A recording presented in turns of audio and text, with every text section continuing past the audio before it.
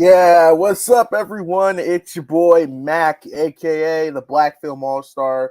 Welcome to the stream tonight. I'm trying to get better lighting real quick.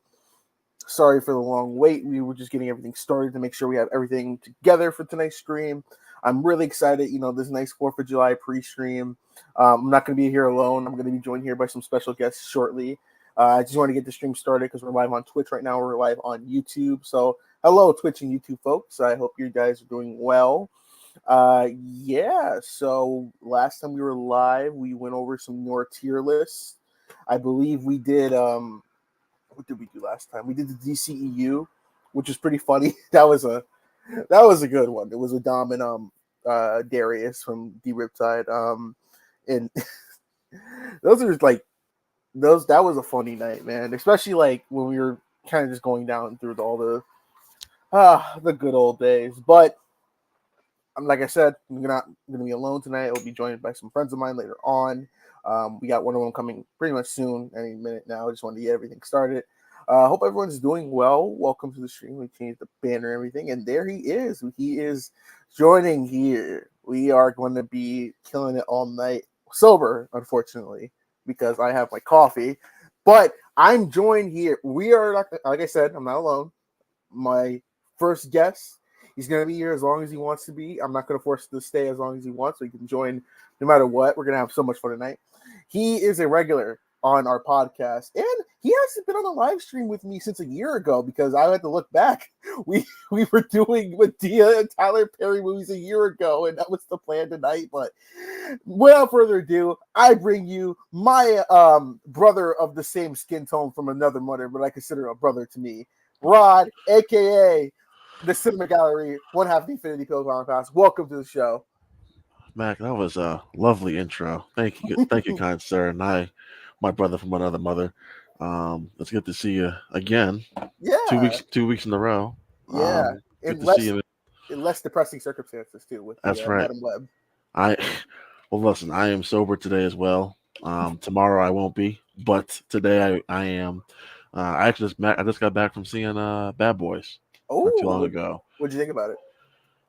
It might be my favorite of the franchise. I'm not ready to say that just yet, but it might be.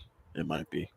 So it's like, what's so you've seen every single Bad Boys movie, right? Yes, yeah. So if you were to rank them all, what would be your favorite to like the least favorite? So if I were to rank all four of them, three is my favorite. Still, it'd be three, four, one, two. Whoa, you put Bad Boys 2 that listen, tell me how you could say something so controversial but yet so I think for me, great. Bad Boys Two is a little too much. I think at 2.5 hours, I think it's a little too long, Mac. I think it's a little too much Bay mayhem for my own personal preference. Um, I wasn't as invested in the story. I think the best was the Will Smith Gabrielle Union stuff. I think that stuff was working for me, but I just think the story overall, I wasn't really, for a Bad Boys movie, right? Story is like, bottom Yeah, of the totem pole in terms of what we're looking for. But that's then when you true. start comparing them to what Audi and Ball have done with three and four, Mhm. it just like lessens my enjoyment of two even more. Wow, there could Yeah, be some people in the comment section that be like, "Listen, kick him the fuck off." Bad Boys listen, 2, Bad Boys listen. 2 is the greatest Bad Boys. There's my Instagram handle right there. If you really want to come at me, See, I I may, hid mine. I'm the Black Film All Star tonight. I may or may not respond to you. But Rod, I don't know how long you can stay on tonight, man. Do you have a time limit? No, I'm here for you, my friend. So Perfect, yeah. Because like I mentioned before, we're gonna be joined by Dom from Talk TV a little later. We're gonna do our tier listing too. We got a few ones I'm excited to because I told you one we may do, but the other ones you're like no. And of course we're gonna end it off with the Pixar one because that's the one I think we all wanted to do, and yeah, especially to celebrate Inside Out because if I'm not mistaken, Inside Out has made $1 billion worldwide. Inside Out 2 has made over a billion. I'm not sure where in the billions exactly it is, but yeah, it has made over a billion as of I want to say the beginning of the week. Jesus Um, Christ, how'd that happen? and listen, I was telling Ben when we were doing like our summer preview episode a couple months ago that I thought I had a chance, Mac, because the first one made almost 900 million. Oh wow. But the way Inside Out 2 Mac has made a billion, even I didn't see that coming. So It's the first film this year to break 1 billion. Like Dune 2 didn't even do that. yeah, well, I didn't think Dune 2 was gonna hit a billion. I thought the first one to hit a billion was gonna be might have been Inside Out 2, honestly, Mac. Mhm. Um, if not that, definitely Despicable Me 4. I don't even know if that movie's gonna hit a billion now. Yeah, it probably isn't. Just from the word of mouth, critic score hasn't really been the word of mouth isn't all that great. And if I had kids, Mac, and I take them to see one family movie, I'd probably just take them to see Inside Out 2 again. I guess say yeah. What is funny though, the last Despicable Me movie I saw in theaters was Minions 2, and that was like 2 years ago. And it's like it's so weird to have like that these movies are still going because it's like the first Despicable Me movie was like in 2010. Yeah, well, I love the first two. I think the first two are amazing. Mm-hmm. Um, the first Minions film got, got on my nerves. I thought it was a little too much for me, Mac. Personally, It took over the world. it did. I mean, it's still the high. I think it's the highest grossing of the bunch. Either that one or Despicable Me 3. I can't remember which one. Um, and speaking of Despicable Me 3, not a big fan of that one either. You don't like how Trey Parker is the villain. Yeah, I'm not a fan of a lot of what on that movie, and I actually still haven't seen The Rise of Gru. So It's all right, to be yeah, honest with you. but these movies just crap out money. And I'm a big theme park guy, so my sister and I we go to Orlando every year. And part of Universal Mac is like they have a whole section just for the Minions. They have a Minions ride, and look, the franchise itself is big. Until these movies make less than 500. 500 million, we're gonna keep getting more. So Man. But do you want to get right into the list, or you maybe want to talk about some breaking news that happened about like an hour ago that dropped? well, you are the host, Max. So I That's follow your lead, sir. that's true. So for my gamers out here, we got some big news. Rod, you are a gamer yourself, right? Not as big as I used to be, but I still game. Yeah. Yeah. Did you know that are you familiar with the Ubisoft hit Watch Dogs? Yes. Yeah. It was announced today because they got the casting and everything like that. It was announced today that the Watch Dogs movie has now officially hold up. There we go. Is now officially shooting right now. 10 years after they announced it. And this comes on the verge because the only video game movie we have coming out this year is Borderlands, which shout out to all my Borderlands friends out there. They're really excited about that. But yeah, no, Watch Dogs. I'd say it's not easy to screw up, but then again, we had Uncharted, so yeah, there's that. Uh, listen, I'm a little bullish when it comes to video game properties or adaptations, Mac, Mhm. because for the most part they've all been dog crap. I will say I didn't mind Uncharted, and I love the Uncharted series. I know you're not a fan of it. Um, I love those. I love all four, actually all five of those games. Mhm. The fourth one being amongst my top five video games of all time. Mac, I love Uncharted 4 so much. I've probably played that game 4 times through now. Oh wow, Yeah, I love it. I still have not beat it after all these years. We'll talk afterwards. We'll talk afterwards. Um, so the movie I thought was fine. Now I think the first video game property or adaptation, Mac, that I truly loved, or let's just say enjoyed, was Mortal Kombat, the new one that came out during COVID. That Okay. might be the first one, and then Arcane came out shortly after that, and I love Arcane, the show on Netflix. Mm-hmm. That might be the best one, either that or The Last of Us. It's one of those two. So I think The Last of Us, Mac, on HBO is what they did with that first season was nothing short of spectacular. Can't wait for the second season, and Oh, it's gonna be God. I hope whoever's playing Abby does not have Twitter because holy crap. so it's Caitlin Dever. Caitlin Oh Dever. yeah. So I hope Totally she got rid of her unreal. social media. Yeah, this is gonna be a shit show. All I um, got, all I gotta say is for all my, what? That's a spoiler. I don't want to say it. I was gonna mention a certain sport, but yeah. for no, but the Uncharted movie, man, that broke my heart because I was so excited for that. We were talking about it on the podcast for I think about 2 years because it kept getting delayed and the directors, and I think we were about at a time Travis Knight was actually going to direct it. I was excited, and then he dropped out, and then they got Ruben Fleischer to do it. And I was like, okay, and everyone's like, why is Tom Holland, Nathan Drake? I said, okay, I would have preferred Nathan Fillion, and I do love the Uncharted games. I actually finally beat all of them during COVID because I got the collection on PlayStation and I played it. Except for Yeah. the fourth one, apparently. Well, I started it and I just never finished it. I mean, I watched Chris Move play it, so I think that counts as playing it too. But you would think with Uncharted, it's a combination of Tintin and Indiana Jones. So you'd be like, make that a movie. They did not do that well. And I think the only video game adaptation that I actually will say that I love, um, I think I'm gonna go with the Cyberpunk series on Netflix, Edge Runners. Oh, I didn't know that. I didn't even turn that into a series. Okay. It's a prequel to the game, and it's actually really that actually helped kind of rebuild Cyberpunk's reputation, and that kind of made it to what it is now. It is actually one of the best redemption stories in the gaming. But when it comes to Watch Dogs, I'm really excited. Did you ever play Watch Dogs? I played the first one. I remember because my roommate in college, our junior and senior, we finally decided to sit down and try to beat the first one. Mm-hmm. Um, because there was a Watch Dogs too, right? If I'm not mistaken. Yeah, it took place in San Francisco. It came out in like 2016. Yeah, I wasn't the biggest fan of the second one, but I did like the first one. It's fine, Mac. I'm not like the biggest fan.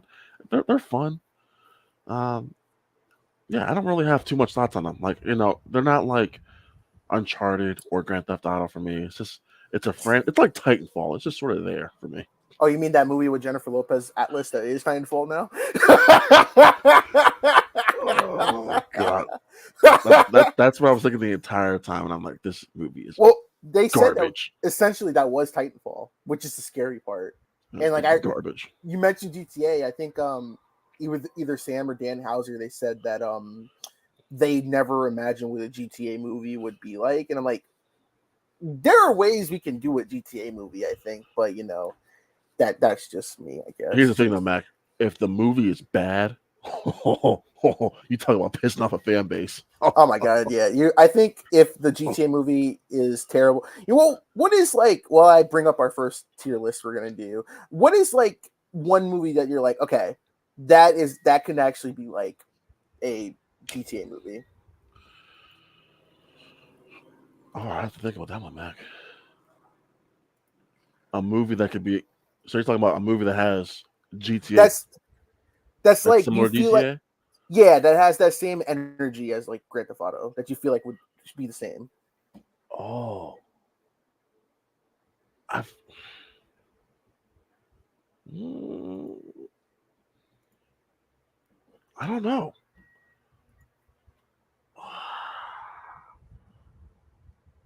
You gotta start just yelling out titles, and maybe something will come to Uh, mind.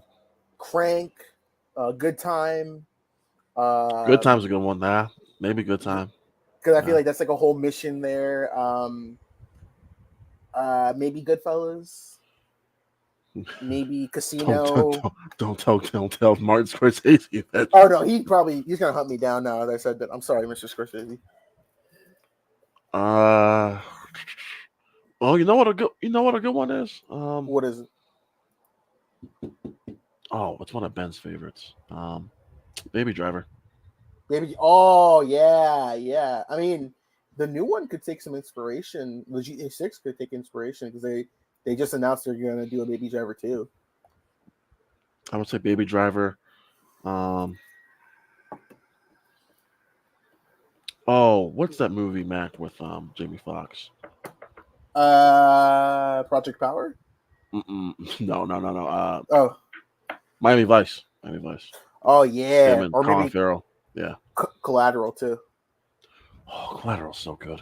That could be a whole episode of like what movies could remind you of GTA. But I got some tier lists for us, and All right, you let's do do it. not know what we're doing first. So I'll give you a hint. These are some of them are movies, and then the other ones Okay. are video games. Would you want to do the video game one first, or do you want to do a movie one first? Well, if it was up to me, you know what? We're on the topic of video games. Let's just do it. Let's do a video game one. All right. So I'll give you three choices. We can either do the live action video game movies, Call of Duty, or Assassin's Creed. Call of Duty. All right, let's do this.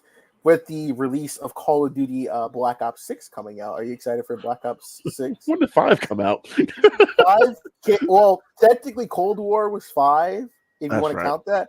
That's And smart. That's smart. I have Xbox, so I have Game Pass, so I get that shit day one. I don't have to. Everyone's like, don't pre-order. I'm like, I'm not. I can pre-download it, and I'm done. Um, but everyone's been saying Call of Duty's dead since like the last one, so it's like a constant thing of like, oh, Call of Duty's dead, Call of Duty's dead. Okay, let me. So this is up to date to Modern Warfare 2023, and I gotta ask, when I get to set up, what was your first Call of Duty experience? Modern Warfare on Good PlayStation 3. choice. Nice, nice. So we got the tier list. My first one was COD 4 as well. 7 years old playing Nice. shipment 1v1 with my brother. Awesome time. So Well, we got our tier it came out list. in that it came on that time Mac too. I think so, I was in middle school at least, Oh my and all god. my friends were playing it, and um, oh, people are setting off fireworks. Oh Um, god. yeah, my neighbors are setting off fireworks. Um, I lost my train of thought there, Max. So I'm sorry. It'll come back to me. Oh, it came out that time and everyone was playing it, and I was like, because I didn't play it when it first came out, Max. So it was like the weekend after. Mhm. I was like, "Hey, Dad, do the game stuff. I need to get this game called Call of Duty. I need you to come with me too, because I can't buy it on my You own." can't buy the game. What was like the first M-rated game you bought by yourself? Like, what was that like sense of like, oh my god, I can do this? Was it Grand Theft Auto 5? It had to be 17. Was it 17 or 18? It had to be. Got it's a rated M for mature, so that's a MC-17 usually. Yeah, so it must. I think it was Grand Theft Auto. Oh That my came out in god. 2013. It was either Grand Theft Auto or The Last of Us. Shit, I was 13 when those came out, so I couldn't get it. I think the first M-rated game I got was Black Ops 4 when I started working in my first job, and I went and pre-ordered it. If my math is correct, Oh god. yeah, because Grand Theft Auto 5 came out October 2013. Yeah, it was definitely Grand Theft Auto. Oh my god. And to think now I'm gonna be old enough to buy GTA 5 at 25 next year. Good god, how the time has Can I flown. ask you a question before we start this, Mac? I'm really because like Grand Theft Auto 5 is probably my second favorite. Is my second favorite video game of all time. Mhm. Um, the hype for GTA 6 is ridiculous, Yeah. right? I mean, I am pumped for this game. I've already blocked out that weekend. I'm doing absolutely nothing but playing Grand Theft Auto 6. If this game is, what do you think the reception is going to be if the game is not as good as 5? So, I thought about that because if you think about it, a lot of the people who made those GTA games are gone. Hausers are gone. Laszlo Jones is gone. A lot of that team, their big send off was Red Dead 2. So this is Mm. a whole new team, whole new staff. So if it keeps the spirit of 5 and is like actually innovates with it, I think just because it's Grand Theft Auto, it'll be successful. But from the leaks and rumors we're hearing of what they're doing and not really the story and they're more online, that's the part that worries me the most. And I think if it's not good as 5, then that's really going to go down as like one of the biggest disasters in AAA gaming. That actually could, if GTA 6 somehow like bombs, that could be like a trigger for a video game crash, like we haven't had since the 80s, because there's so much money riding on this game. There's so much going, and then this is Rockstar. This might be Rockstar's like last shot to get back to Jada gamers because they've been sick of GTA 5 for all these years, and Yeah, that's a good point. so we'll see. That's a I'm good point. excited too. I'm more excited for College Football 25 in 2 weeks. Dude, Um, I was talking to a buddy of mine. We're literally gonna block out an entire weekend or a Saturday and just play nothing but college football because him and I are big college football buffs. So are you got PS5 or Xbox? PS5. Okay, add me. I'll send you my thing and we can play some too because I'm probably gonna pre-order it I myself. mean, hell yes. Yeah. All right, let's get started. So we got all the Call of Duty games up to Modern Warfare 3. I deleted some tier lists, some rankings. So we have S tier, A tier, B tier, C tier, F tier, and then never played. So we'll get started with the reboot of the original Modern Warfare, the 2019 Call of Duty Modern Warfare. Did you play this one? I did not, so you're gonna have Oh, to do this one without me. so this one was kind of like at the time when this came out in 2019, we came out with Black Ops 4. Black Ops 4 was infamous for not having a story, and we'll get to that later. The story of Modern Warfare was amazing. I am a big campaign guy. Don't let anyone fool you. I think campaign is important in a game like this. It was good to see Captain Price back, that marvelous bastard. The campaign was fun but annoying. We had 725 shotguns all the way around, but and this Call of Duty is actually kind of momentous because this is the first Call of Duty game that had Warzone. It was Blackout first, then Warzone, and it started everything. So I think alone, I'm gonna put Modern Warfare in A tier, just because I think it deserved. It didn't deserve. It's a good game still. I think it's good to where we started, and not really good how we ended with Modern Warfare 3. But that's just me. Next we got is the most disliked Call of Duty trailer of all time, Infinite Warfare. Oh, Infinite Warfare. Yeah. This is the Kevin Spacey one, right? No, that's Advanced Warfare. That's Advanced Warfare. Infinite. It, Oh, yes, Infinite Warfare. yeah, Yep. that was that That's was the one in space. Yep. yeah, that was the one where it was the same year that EA released Battlefield 1, and like the trailers with those two was just abysmal. That's right. I remember that because I was like, do I get both this year? Because I was still in college when those games came out. Mm-hmm. I was like, do I get both Battlefield 1 and Infinite Warfare, Mac? And I did. And Infinite Warfare was probably one of my least favorite video game purchases I've ever made. Really? Well, compared to Battlefield 1, yeah.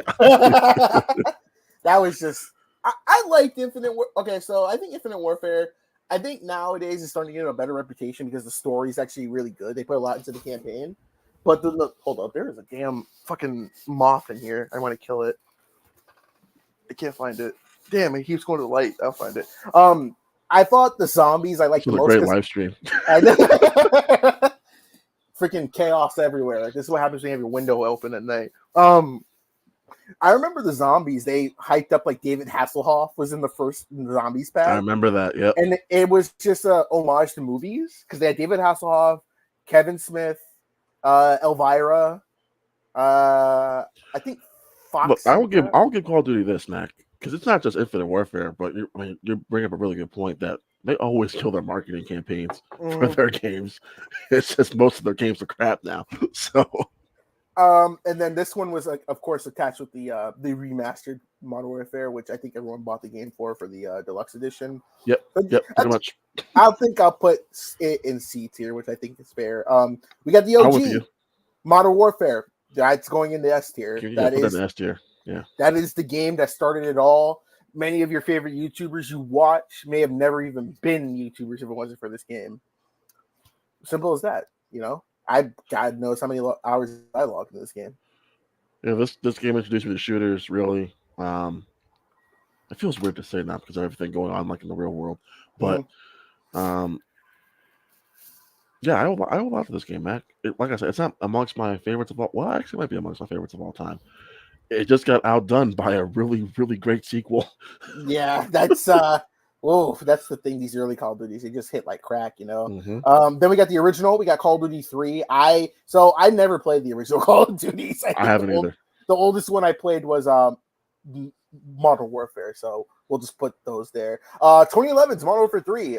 Fun fact: that's the first Call of Duty game I ever prestiged in at 11 years old, and I used to rent that from Blockbuster, if you remember that. And I played it all weekend and take it back, and it got led to me buying it for the PS3, and I played that till the day I got rid of my PS3.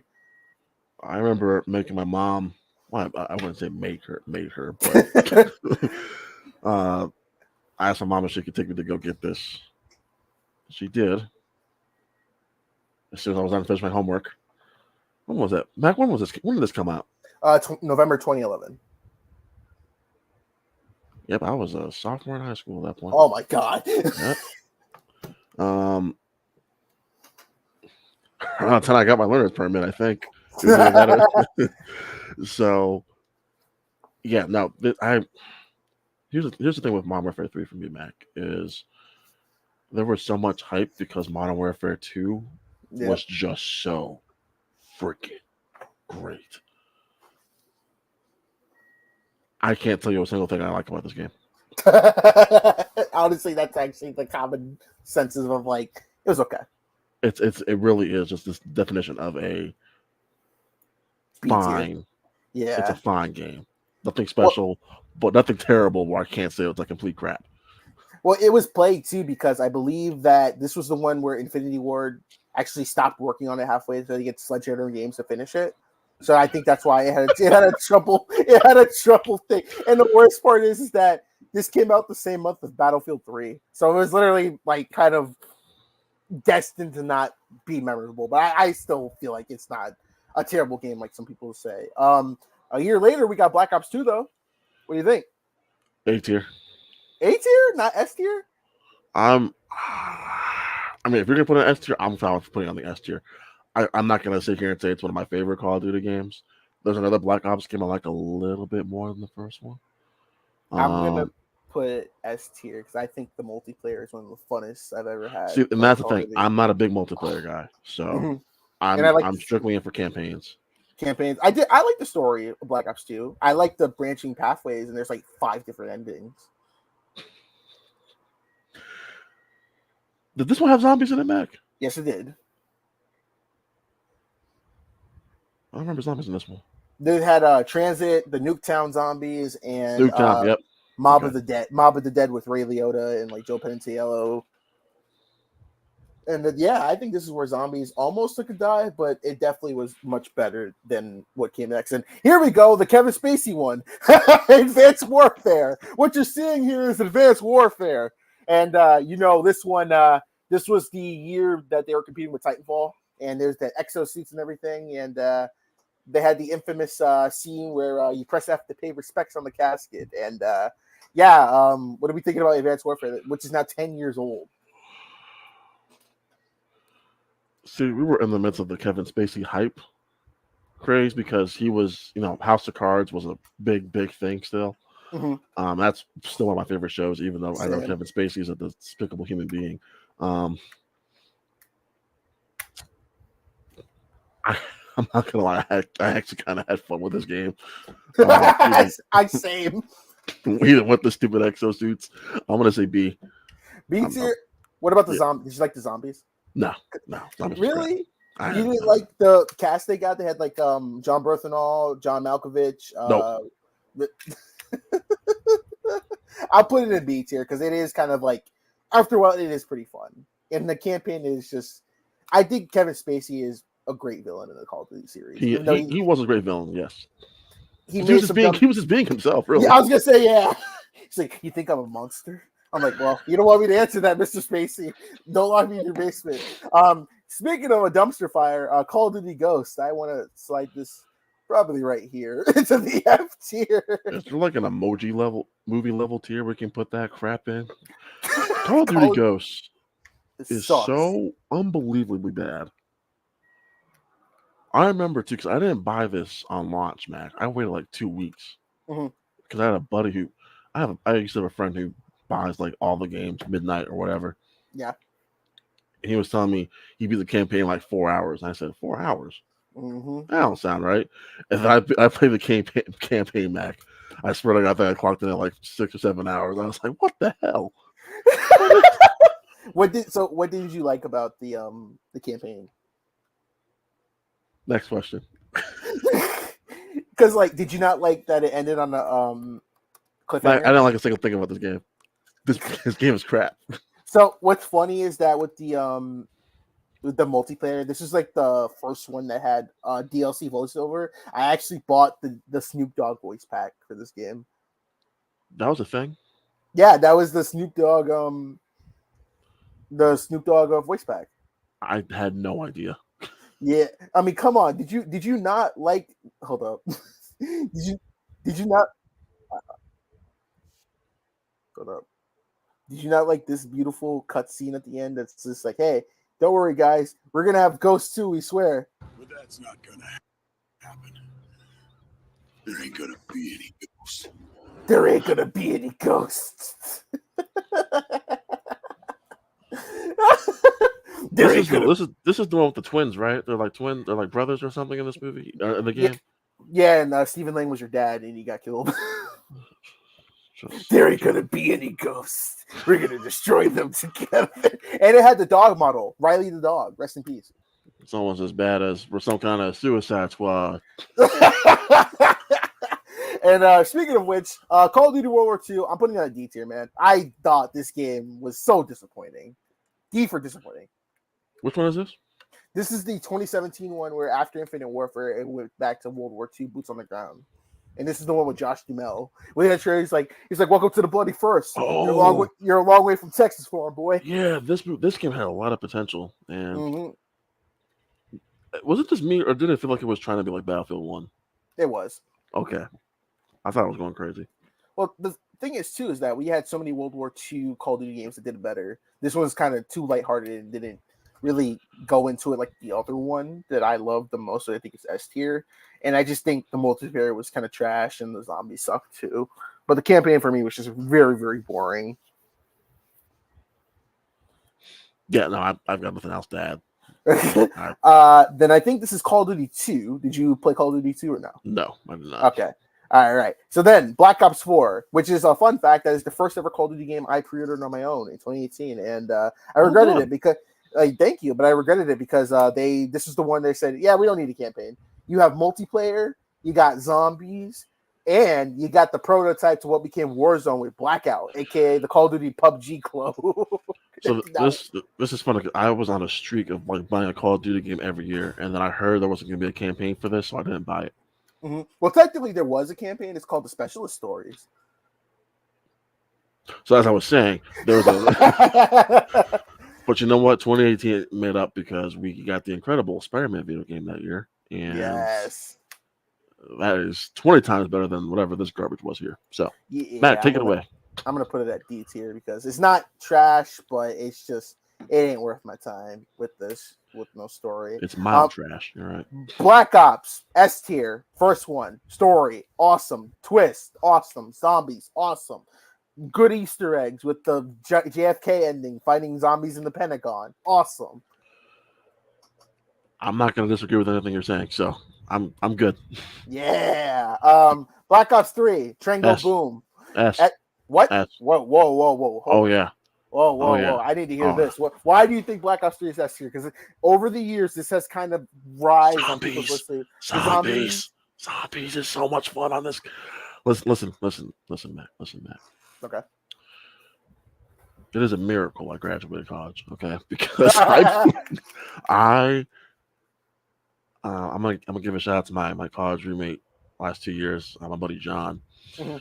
We put in so many hours of zombies on Black Ops 3. This is Black Ops 3, right? We're talking about? Yes. Okay. And we put in so many hours, Mac. It was unhealthy. So much alcohol consumed, so much chicken consumed, and so much time being spent on this game. I can't even tell you a damn thing about the campaign. I really don't care. Trango Boom. As I was saying, the zombies, so much fun.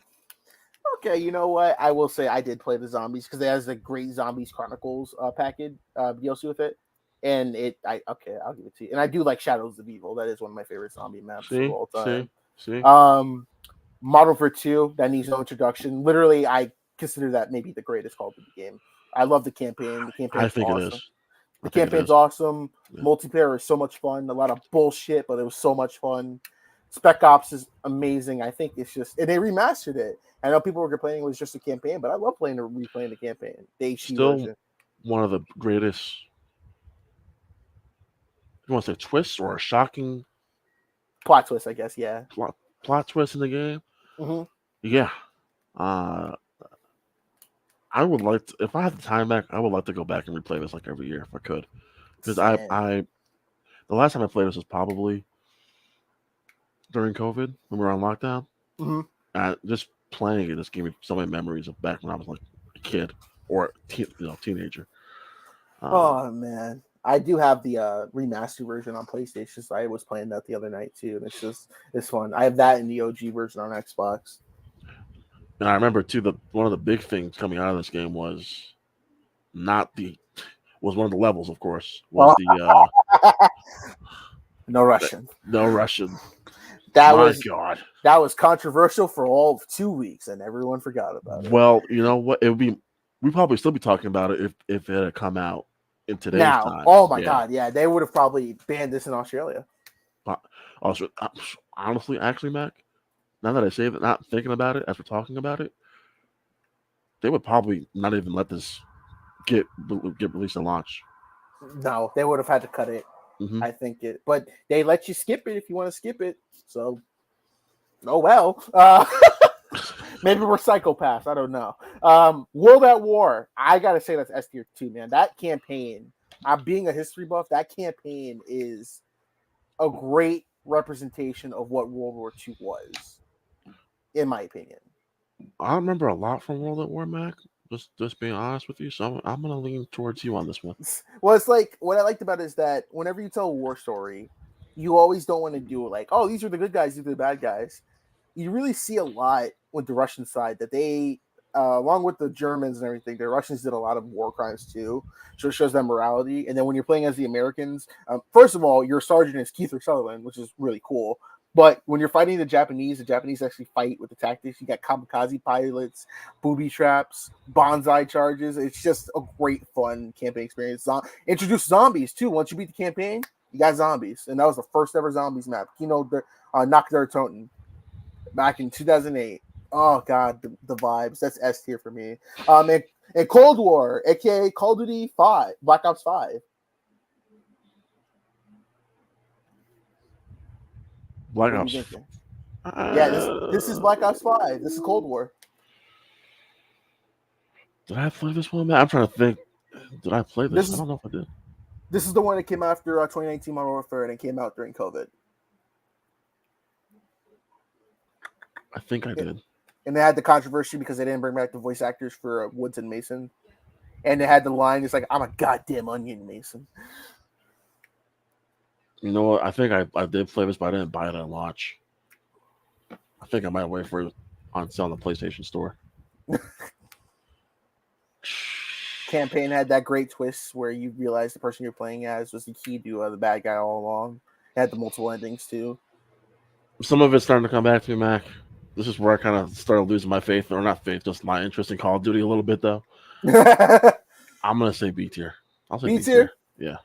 Okay, yeah, because it was a little buggy at launch, but it's still a fun campaign I loved, and I didn't play the original. Vanguard, which came after Cold War. I hate this game a lot. I'm going to put it in F tier. I think Vanguard is one of the worst Call of Duty games, and I wasted $70. Don't ask me if I played it because I didn't. It's shit. Don't worry about it. The 2022 Modern Warfare 2. What do you think about it? That's AKA Sicario, because it has the cartels in it. I played this one. I know I played this one. I'm going to say A tier. I actually had fun with the camp. Yeah, I had fun with the campaign. Yeah. Same. We introduced Ghost and everything, and that legendary meme of him just staring at you, the soul into you, and I like it. I'm playing the campaign right now. I enjoy it. That's Modern Warfare 3 2023. I haven't played it. It is a $70 DLC for Modern Warfare 2. That's all that needs to be said. With open combat missions, aka Warzone / DMZ maps. Warzone, I don't have any opinion. I hate Warzone. I don't think I played any of these other ones here. I don't Warzone. Well, these me neither, because this is Call of Duty on like the PS Vita they had declassified. And then this is Roasted. These are all like the original games and everything like that, and then and then am I going crazy, Mac, or was there a Call of Duty game that was on the Nintendo DS? Black Ops and Declassified. Okay. And then they had Black Ops 2 on the Wii U. Okay, I think that's what I'm thinking of. Okay. Yeah, so I like that tier listing. So the S, we got Modern Warfare, Black Ops 2, Black Ops 3, Modern Warfare 2, World at War. A tier, we got MW2 and Modern Warfare. B tier, we got Modern Warfare 3, Advanced Warfare, Cold War. C is Infinite Warfare. D is World War 2 and Black Ops 4. And then F is Vanguard, Ghost, and Modern Warfare 3. And I think that's a pretty good list. I'm oh my god, I'm remembering so much about Infinite Warfare right now. It's coming back to you. Yeah, it's coming back to me now. What do you remember? What do you remember? That's the Jon Snow one, right? That's that's the one he was in like for 5 minutes. Yep, I remember. Yep, because I think I had fun with the prologue, and then the rest of the game I was just going through the motions. Yep. Wasn't it if I'm not mistaken, wasn't the one of the people that killed you in the prologue, wasn't that like Conor McGregor? That'd be so funny if it was. Because I think they hyped it up like, oh my god, Conor McGregor is in the it's in the prologue, and he kills you. It's like they hyped it up. It's like, yep. And I remember like, wasn't it in Black Ops 3 too? They were like, hey, Marshawn Lynch is in the winter mission. And he's like in the background. Yes, no, that was Black Ops. That was definitely because I remember seeing commercials with Marshawn. Didn't Marshawn do a Battlefield one too? Maybe not. I think so. I know Le'Veon Bell was like a character in World War II. Yeah, Le'Veon Bell. Whew. But I got the next tier list, and I think you'll like this one. I found this. It's movies now. Well, it is movies and TV shows. It's a mixture, but it's actually characters. Oh, okay. All right, so, here we go. Our next tier list we're gonna do. I'm scared. I'm scared, Mac. What are you planning? We're gonna do non-black but black characters tier list. Oh, so, son of a... what this is that how we're gonna do this. We have all these characters from different shows and movies. I'm pretty sure you know half of these lists. I found this and I was like, perfect. So we're gonna rank them into they're the member of the Black Council. They're just black, light skin. They're valid, chill white boy. And we got the sunscreen. The card is revoked. So buckle down. Do I need to grab my fried chicken for this, Mac, or what? No. And let's get started. And I guess we'll add a row for we don't know who this is, just to make it easier, because there's some people I may not know, or you may not know. This is an actual list. This is an actual list. Oh my god! I found this at work and I was dying laughing the whole time. But the first person we got is Appa from Avatar. What do you think? Hey, look, Appa's a G. I put him in the member of the Black Council, man. I want to put him in the council too, because this man was ride or die. Didn't they do a live action Appa in the Avatar movie? No, don't bring up Shyamalan, Matt. We're having a great time. We're having a great time here. All right, next up, we got Bender from Futurama, even though I think Bender's actually Spanish because his last name's like Rodriguez. But I don't know. I can't say Black Council, but I'll say Black. I was just saying, because he's just so cool. I love Bender. I love Futurama in general. This I don't know this character's name. I don't know. But I know where it's from. I don't know if you ever watched a show on Nickelodeon called Breadwinners back in the day. Mm-mm. Okay, yeah, it was a terrible show. We're just gonna put this here. I guess this is one of the characters from the Turbo animated series. I don't know. I don't know. Yeah, Chowder. What do we think about Chowder? Valid white boy. Okay, wait. You're not gonna at least said like light skin. Why do we gotta put Chowder in the valid white boy?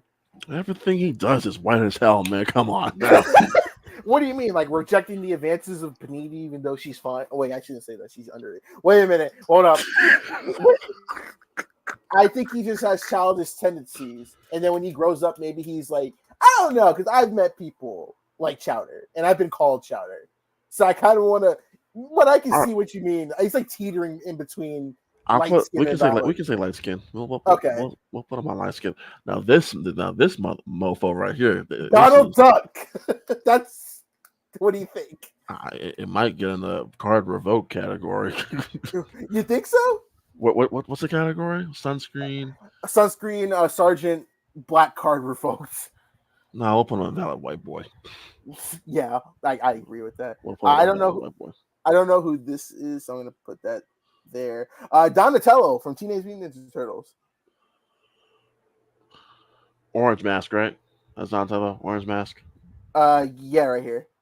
Oh no, that's the purple mask. Donnie, he's the tech guy. So who we're talking about? Leonardo. Who we're talking about now? Donatello. I'll say light skin. Yeah, because he'd be risen up April. You know what I mean? Mac, don't ever say that again. Elmo. What do we think about Elmo? I don't know. I don't even know why Elmo's on. Well, I guess maybe because the original puppeteer was black, even though he got outed as a creep. So, yeah. I'm just gonna feel really weird putting Elmo in the black or a member of the Black Council. Yeah, no, it's like I like Elmo, but I'm like I wouldn't want him there. I'm gonna put Elmo as. Ooh, shit. I think I'll put Elmo as light skin just to kind of make it easier. Doc Hudson from Cars. Look, Doc Hudson's a G. You put him on the member of the Black Council. I think I will, even though he's voiced by Paul Newman. Rest in peace. But rest in peace, Paul Newman. Yeah. How about Flo from Cars? Member of the Black. Just black. Yeah. I don't know this Pokemon's name, but I know what he is. And this Pokemon breathes black Air Force energy. I don't know. So I'm trusting your counsel. I'm gonna put black right here. Then we got Goofy. Light skin. Really? Look, Mac. You know me. I'm a Disney guy, so I'm always gonna give my Disney characters a bit of a pass here. And my man Goofy, he does a lot of white boy things.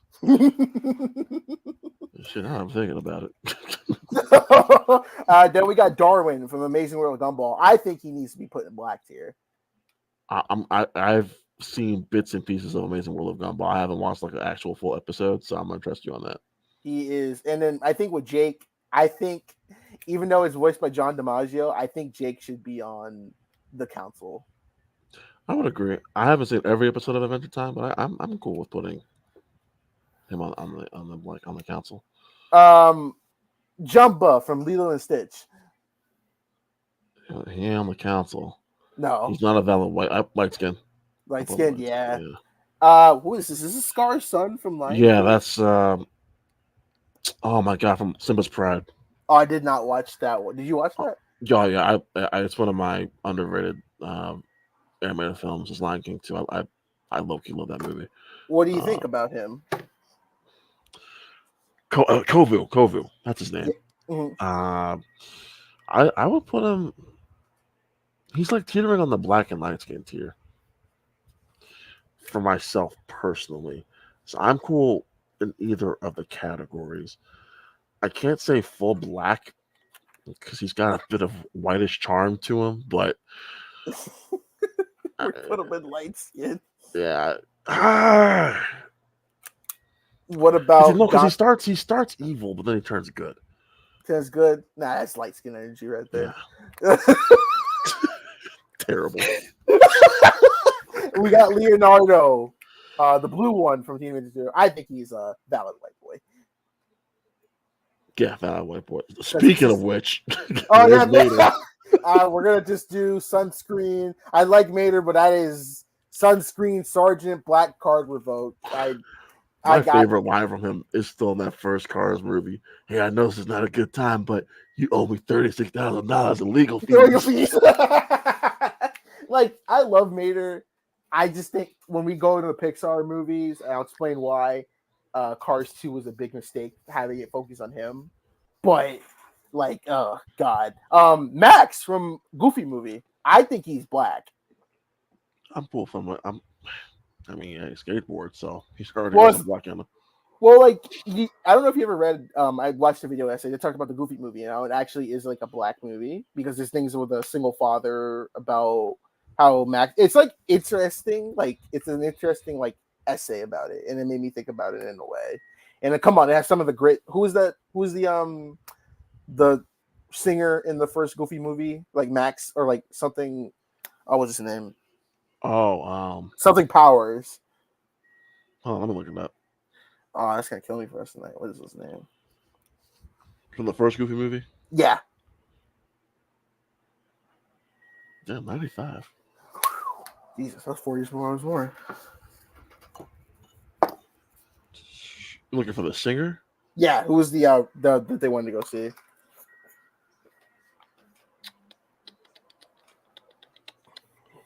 Oh my god! Oh, I just look at the plot. Because they have shirts of them and everything. I think it's something Powers.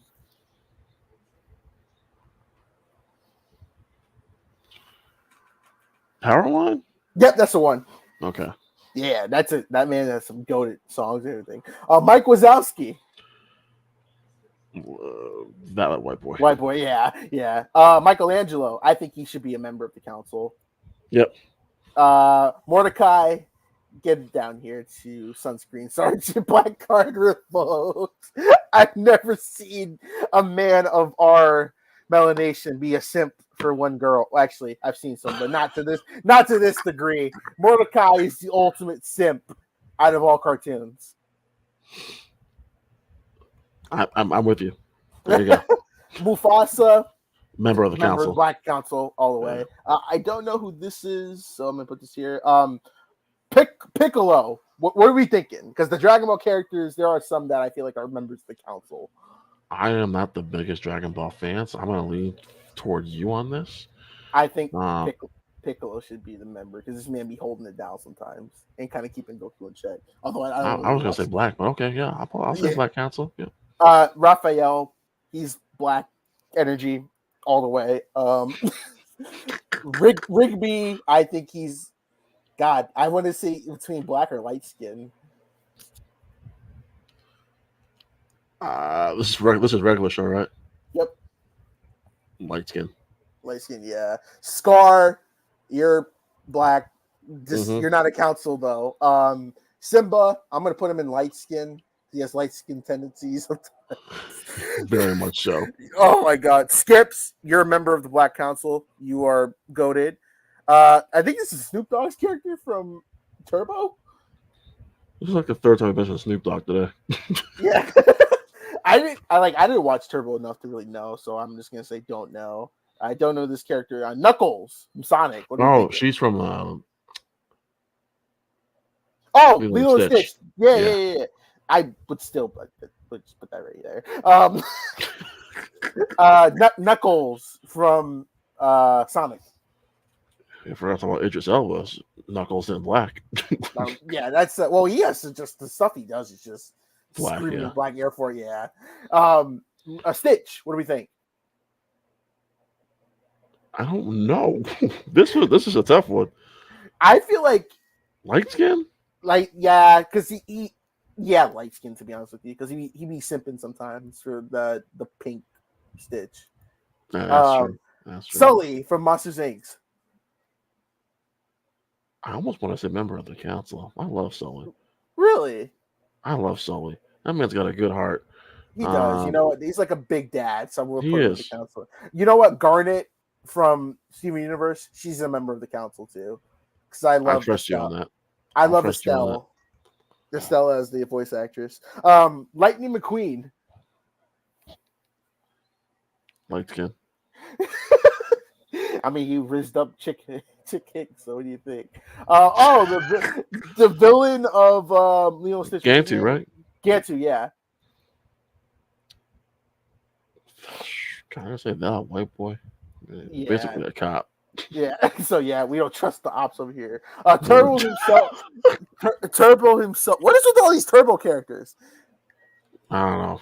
Someone obviously was in the mood for Turbo. I guess Turbo so. characters. We're gonna do that here because it's Ryan Reynolds. So I don't know this cat. I think this is Samuel Jackson's character from Turbo, so I guess I'll put him in black. Amethyst, she's black too from Steven Universe. I think this is a Sonic character. I don't know which one. Yeah, no, I'm just I don't know. Me neither. The mask guy from Crash Bandicoot. Oh, what's his name? Damn. He's a member of the council. He is. That man was literally like, Okudaba. And shout out to the voice actor. He passed away, I think, last year too.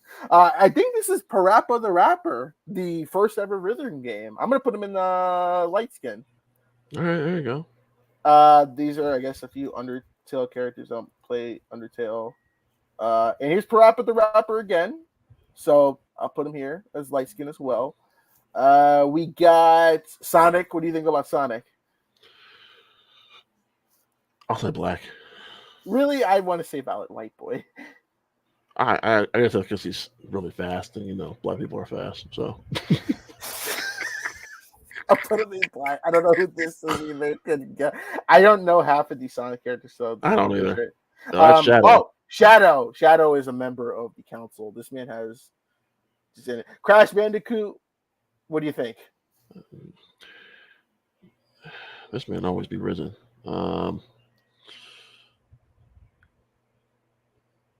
Between light skin and black.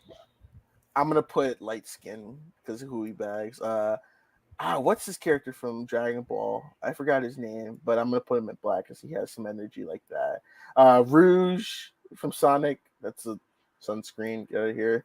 Bumblebee, get over here. You're in the member of the council. You are a god. Especially Michael Bay's Bumblebee. Yeah.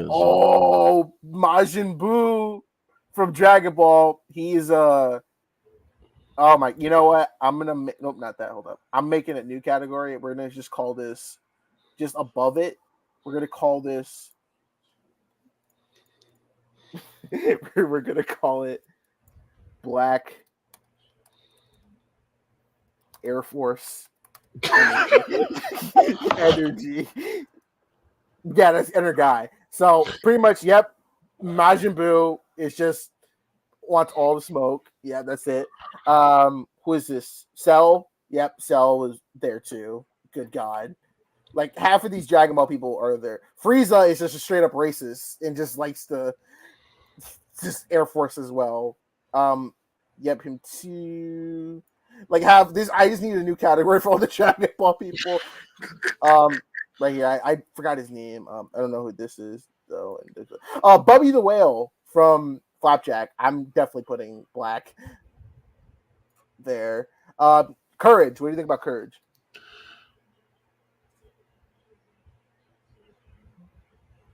This is tough. Like Velvet White Boy. He's just too scared. I do not know who this one is. And last up, we got Schnitzel from Chowder. What are we thinking? Shit, the way he acts is black. He'd be intimidating. Yeah. So I'm gonna put him in Black Air Force energy. So yeah, I think we have a good tier listing and definitely accurate. Hi Kelsey. We're doing a black character tier listing. Speaking of white boy. That's like I want to see the people join in and like, what the hell are they doing? It's just funny as shit. It was either that or it was gonna be the black movie. So I was like, no, this is funnier. This is much better. Oh gosh. But we will bring it down a little bit. Let's do we have to? yes. We're down. We're gonna calm down. And I think we should do, since my friend Kelsey is in the stream. Hi Kelsey. We are gonna do a special one that I think we can all yell at each other at. And this one is one you recommended, actually. Oh, okay. There we go. So the next one we got on plate, if I can present it to the screen. God, that last one made me laugh so hard. I knew that was gonna like trip you up. You're like,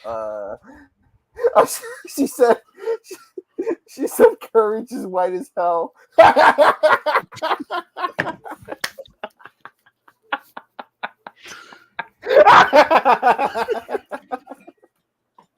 Listen, courage.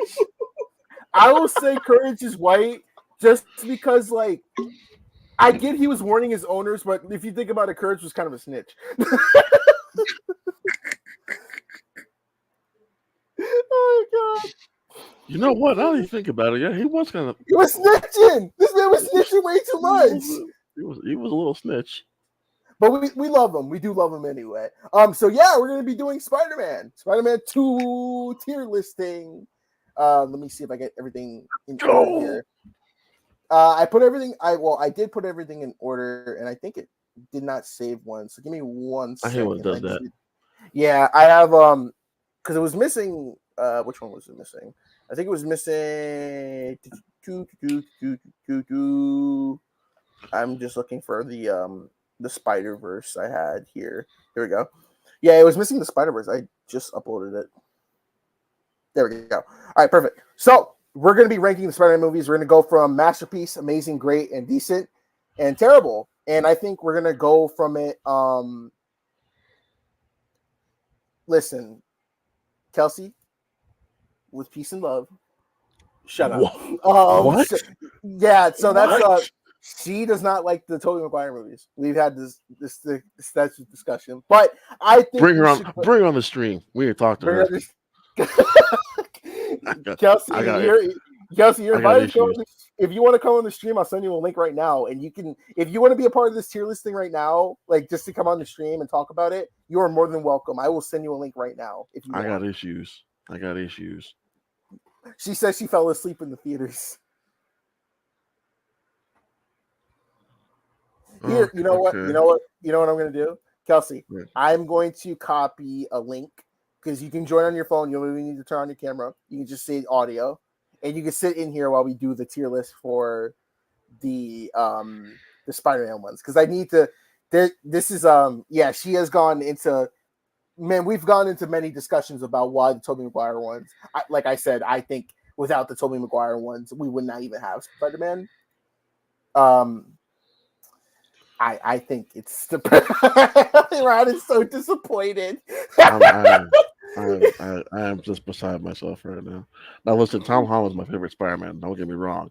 Mhm. But we would not have Tom Holland Spider-Mans without Tobey's movie. No, So, I tell everyone that. And like, okay, hold up. Where are you? I'm gonna send it to your Instagram. yeah, show your face. Show your face. Don't show your face. See. Can I have you somewhere. Where did I put you? There you go. I'm sending it to your Instagram right now. If you want to join, you are more than welcome. Paste right here. Because we're on StreamYard right now. All right, I sent you an invite. Oh, she says she can't join. Oh man, but okay, that's fine. But she's with here. us. She's with us in spirit. All right. All We're right. gonna have to do another tier ranking with her one day. She was on the 100th episode of the podcast. Funny though, she did the Star Wars episode. So, oh yeah, her dog's freaking out over the fireworks. So okay, we'll go in order. So, Spider-Man 1, the Tobey Maguire one, 2002, the one that started it all. Amazing. I'd say amazing too. Yeah, I think just because the way that it started everything, I still feel like if it wasn't for the Spider-Man movie coming out in 2002, we would have never had the Spider-Mans that we know now, pretty much. This is actually the only Spider-Man movie I haven't seen in theaters. Really? Yeah. Because I was 6 when that movie when this one came out. Yeah, this is the only one I haven't seen in theaters, and I was going to when they re-released all of them in theaters. I didn't have the time. She is really just breaking my heart right now. Oh my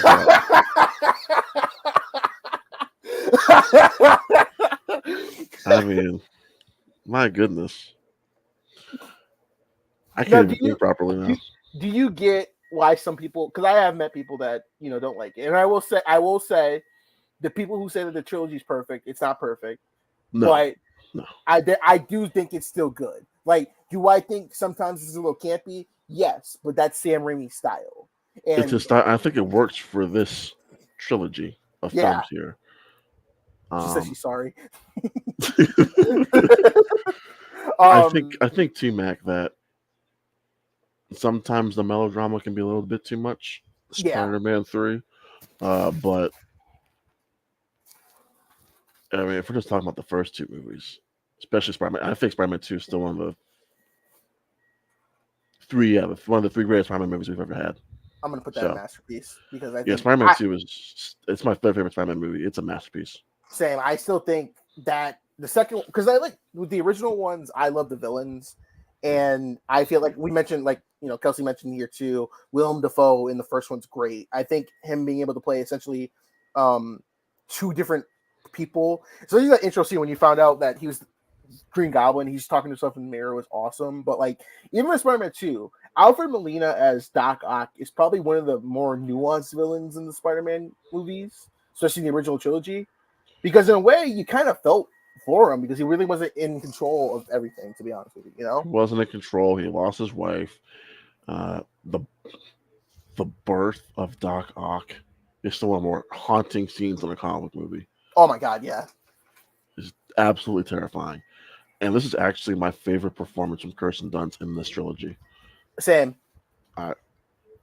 Even though in all three movies she's a damsel in distress, I love what Raimi did with her here in her relationship with Peter. And I gotta say, I don't know what Sam Raimi had against Tobey Maguire, but they just kept beating down this character much. I was like, damn, Peter's really going through it. But it was good for the character. Like, it was good to see him go through that. Mm-hmm. Try to live a normal life. That didn't work out so well. Yeah. Agreed. Yeah. And then I think this movie, Mac, might have my favorite final swing. Still. Really? Either this or No Way Home. Yeah. I love Spider-Man 2 because I love the raindrop falling on my head sequence because I feel like that works. That would not work so better. Raimi. Yeah. And like, it's so quotable too because you know how many times I'm like, "Whoa, he stole that guy's pizza." I love the part, Mac, when he's just it's in that raindrop sequence, and he's just giving up his powers or giving up being Spider-Man. He gets the hot dog. He just eats it. it's it's just there's a robbery going down the street. He's just like, bye. He's living here. He's like, hey, nothing's worrying me. Do do do do do. And I like how T Mac he does. It starts out with the most Peter Parker thing ever. Him tripping on his own feet. Oh my gosh, yes.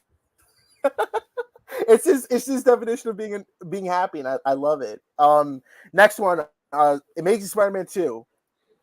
Oh God, just oh God. Okay, so I have a lot of thoughts on Amazing Spider-Man 2. Okay,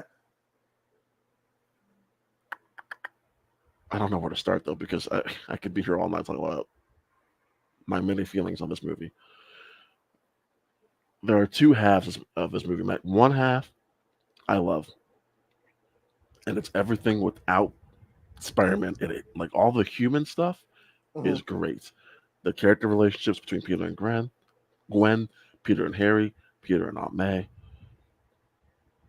all that stuff works. Everything revolving around Spider-Man and the villains, I could do without.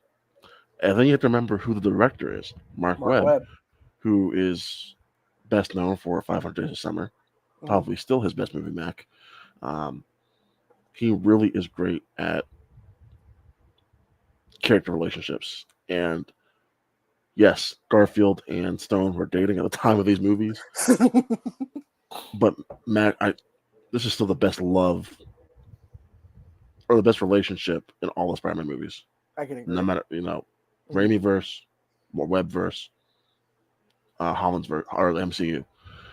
What Peter and Gwen did in only two movies, I loved it. And the death of Gwen Stacy, Mac, I don't think there's probably only two character deaths I've cried, comic book deaths I've cried harder in than Gwen Stacy's death. When Gwen died, Mac, that broke my freaking heart. And somebody told us it was coming before the movie even came out. They basically telegraphed it in the marketing. They telegraphed a lot of things in the marketing. God. It was pretty much the whole marketing campaign was the movie at that point. I feel like every other week we were getting a new trailer too. And they kept showing the shot with the rhino, and that was like the last shot of the movie. Such a Sony thing to do. This movie's overstuffed, overcrowded. They didn't learn their lesson from Spider-Man 3. I can't get mad at her for that. No, because like honestly, at that point, I don't blame Mark Webb for Amazing Spider-Man 2. I think that's mostly Sony trying to shoehorn the Sinister Six, kind of doing what they did for Spider-Man 3.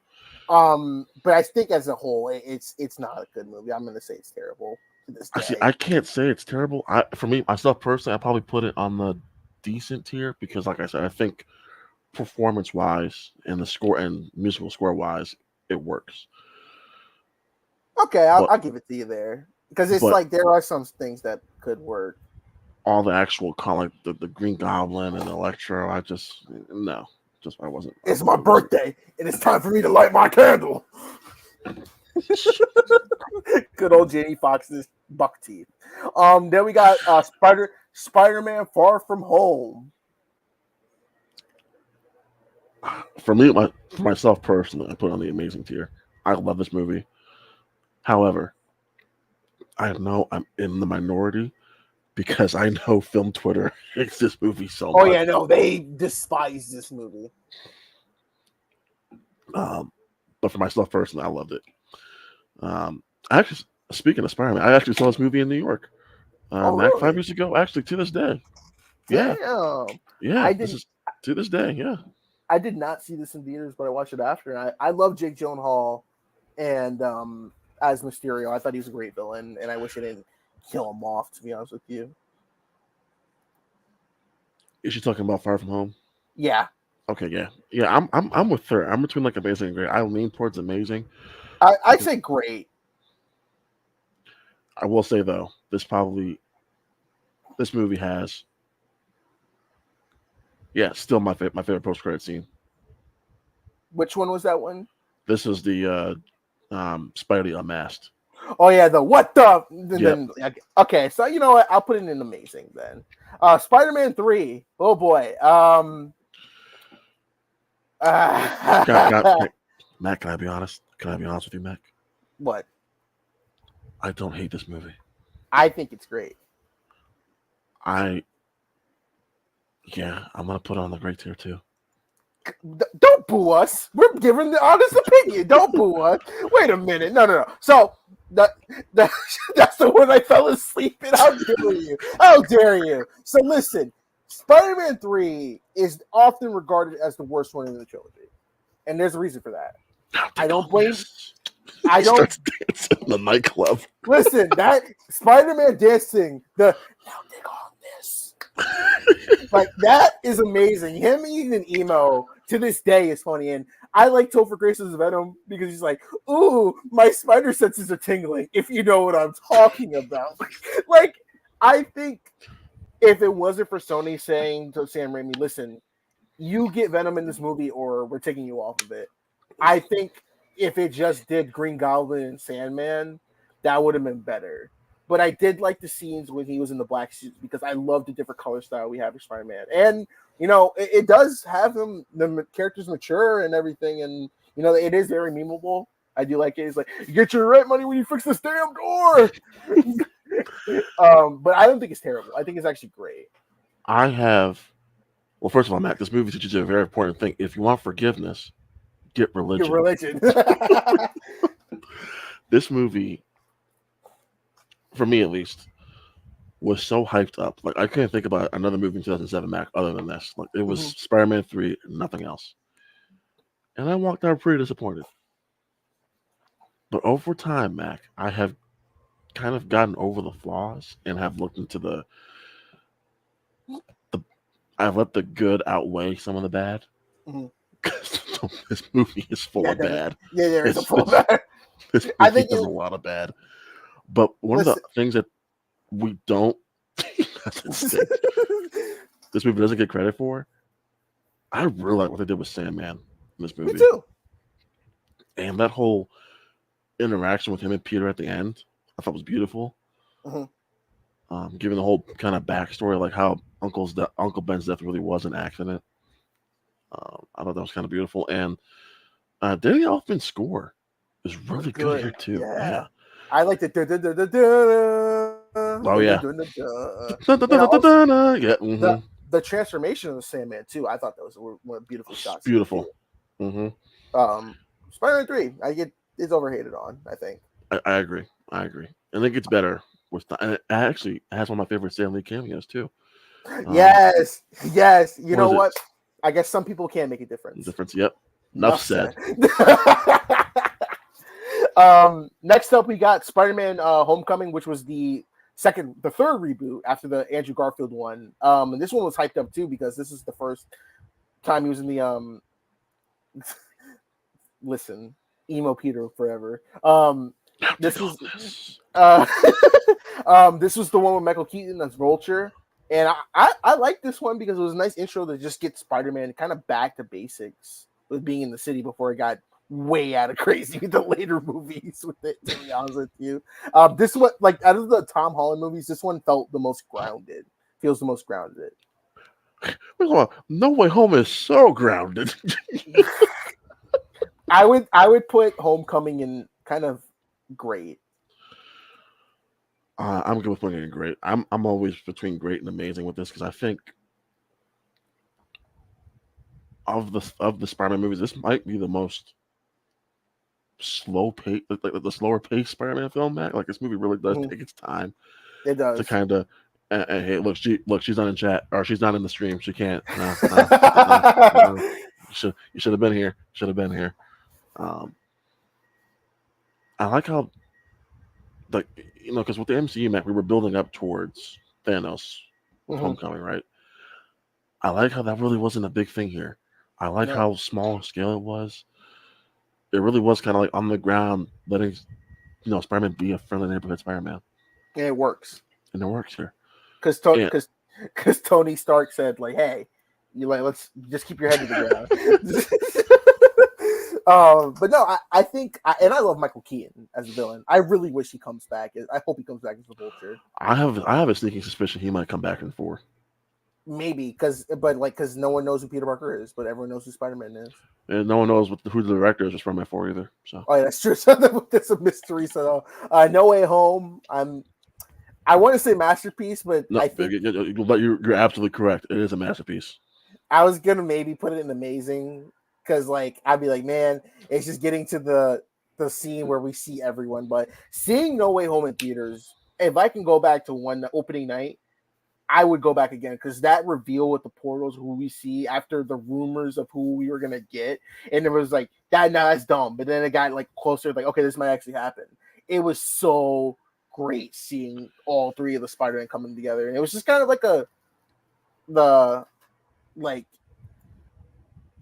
it was just a matter. It's like if you were a Spider-Man fan, it was for you. It was for all the generations, all the fan bases. It was our We're the World, pretty much, for the movies. This was Tom Holland's not coming out party, but this was his growing up. Yeah. This was him becoming. I hate saying this is when he really became Spider-Man, but it kind of is. Yeah. Right. This was his coming out and being Spider-Man. This is the most mature we've ever seen Peter Parker. This is Peter Parker went through in this movie. Yeah, no, he got shit on too much. Good Lord. But I loved how you still feel some of that John Watts isms from the first 2 movies, while also being kind of this big multiverse film. I think having Doctor Strange was good because he wasn't used as much. Mm-hmm. He was used just enough, and then the inclusion of Maguire and Garfield was perfect because we got great closure with Garfield, especially. Yeah, I think Garfield was closure. Yeah, Maguire was good seeing him again. Aunt May's death broke my heart, Mac. Mm-hmm. I didn't expect it to, and I was like, damn. I lost. Visually speaking, too, Mac, this movie's beautiful. Oh my god, yeah, it is. The cinematography in this movie is so shot good. Movie, yeah. The Goblin fight in the apartment building was brutal. Mm-hmm. Plus, it was great seeing Peter throw hands. It was. I lost it when he's like, I'm something of a scientist myself. I was like, he said the thing. He said the thing. One of my favorites. I thought Jamie Foxx was used really well here in this movie. You see a black man naked in the forest. You're not gonna cover him up. I was getting ready to mention that. Damn. Yeah. But and then another one of my favorite lines is when Ned was like, "Hey, can you text Peter if this is like a tree monster?" And he's here, Electro. Just a tree, man. But it was good. It was good seeing everyone back, and that moment when Doc Ock was talking to Toby, he's like, "You've grown up." I was like, "Oh my god!" Yeah. The power of the sun in the palm of your hand. And then the best part was that callback line of, "How are you? Trying to do better." God, I got chills just now thinking about that. Same. I might have to rewatch it after the stream. Honestly, I might turn that on too. Next up, we got the first Amazing Spider-Man, the Andrew Garfield one. Good movie. I'd say, you know what? I'd probably say it's good or decent. I'm good with either or. I'm gonna say good. I think I'm gonna say great. Actually, I'm gonna put decent still. But I think with Andrew Garfield, he's probably the one comic accurate Spider-Man we have. Because the Amazing Spider-Man one, I think that's him perfectly. So here's how I feel about that comment, Matt. So I think you're right in the sense of I think Toby was a great Peter. Mm-hmm. I think Andrew was a great Spider-Man. And then I think Tom is the best of both worlds, where Tom is a great Peter and it's also a great Spider-Man. Andrew nailed the Spider-Man isms, the cracking of the jokes and all that stuff, right? Yeah. That was perfectly exemplified in this movie. And then, make sure I got this acronym. Dennis Leary, fantastic as Captain Stacy. Yes. Doesn't get enough credit. I just like the quip when he's stopping the mugger. He's like, is that a knife? He's like, yes, my weakness is small knife. But I think, and then I like the romance between him and Emma Stone. I think they have great chemistry to do both these movies, and I just think that's probably the best on-screen romance we've had with them.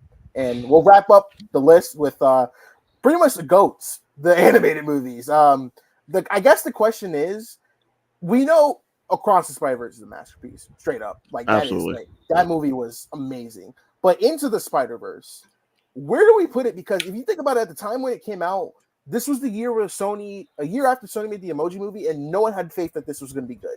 And then it turned around and shocked everyone. So where do we put Into the Spider-Verse? I still say masterpiece. Really? Mm-hmm. For myself, personally. Yeah.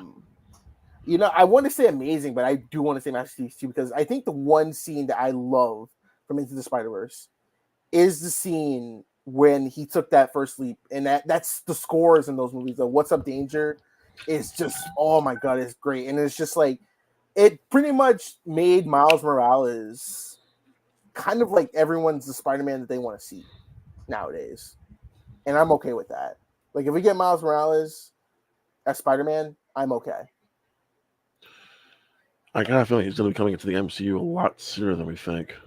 He has to, because I think with like the Peter Parker story, you've kind of done as much as you can.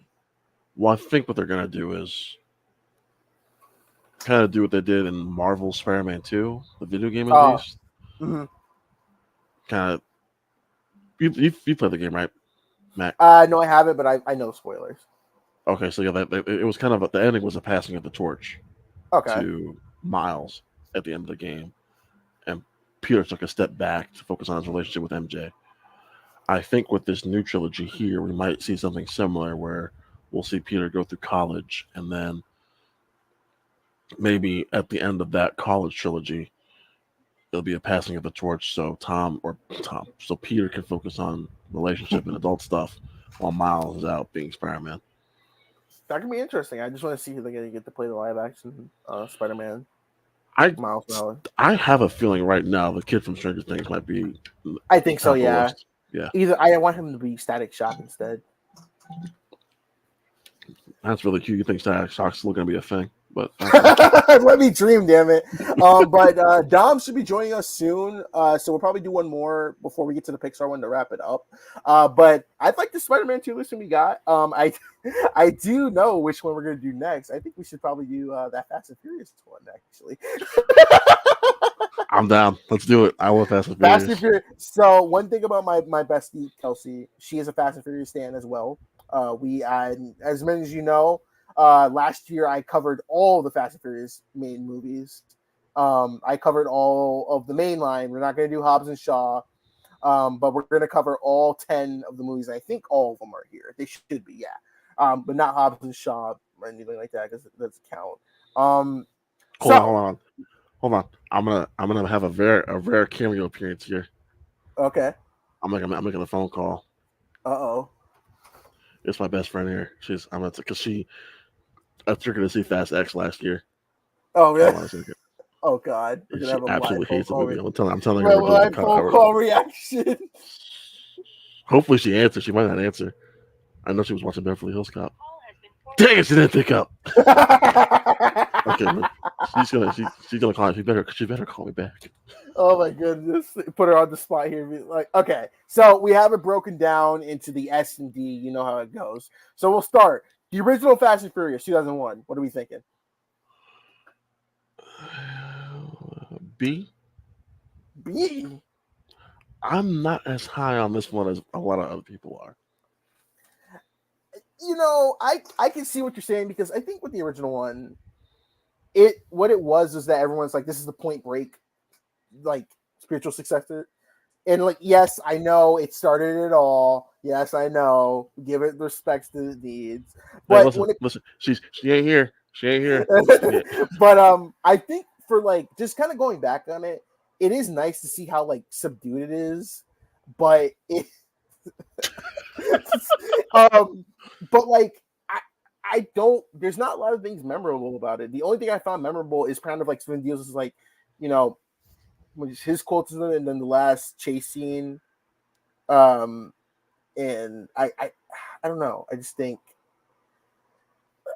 I think I'm gonna put it in like like a B tier too, because I don't know. It's just I give it respect, and I give it respect for starting it all pretty much. Oh yeah, that's right. It's gonna be okay. I like if you said LOL after that Oh, part though. Like, she's offended. Listen, like I respect it, like for what it did, because it did start everything off. But I just think that it's okay. well, first of all, I hope her dog Same. her dog surgery goes very well tomorrow. Mm-hmm. Hey, she has surgery on the 4th of July. You know what? I respect those vets. That veterinarian for being open on the 4th of July. I know, right? Dang, okay. I hope everything goes well with your dog tomorrow. Dude, I almost had you. All right, which one's next, Matt? We got Fast X.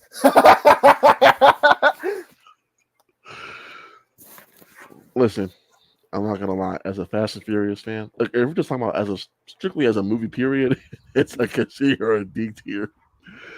But as a Fast and Furious fan, A tier, A tier.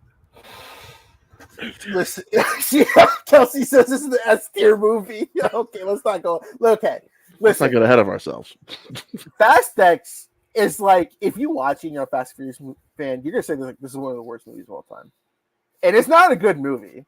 But damn it, it being a Fast and Furious movie, just them going balls to the wall, I loved it. And Jason Momoa had so much fun. Him just saying "Odami," I'm like, what? I'm like, what the fuck? Like, oh my god! And then the part that got me was when he was giving the manicure to the two dead guys. And Yep. it's just like, I pray to God I hope he's back for the next one, because like his villain, like I want to put X in S tier so bad, but I can't. I gotta put it in A tier. I couldn't put it in A tier. Like it's such a dumb movie because like the way it does start to get a little just crazy with everything. And like knowing that this had production troubles with like The Rock just saying piecing out, the guy Jason Momoa for cameo, and pretty much this is just everyone's separated. So you can tell they filmed this during COVID. Yeah, The Rock pieced out, and then it came back for the post-credit scene. So yeah, so I'm just like, great. But it's such a fun movie. It so is like fun. a fun stuff. This one is controversial because this is my favorite one. Too Fast and Furious, directed by the late John Singleton. This is the one I quote the most. Pockets ain't empty, cuz, or ejectocito, cuz. I want to put it in S tier because I love this movie so much. And everyone's like, oh, this is a step down from the first one, blah, blah, blah, blah, blah. I think what John Singleton was going for was the Speed Racer kind of like esque anime movie, and I loved it. Too Fast, Too Furious is a great, fun movie. Like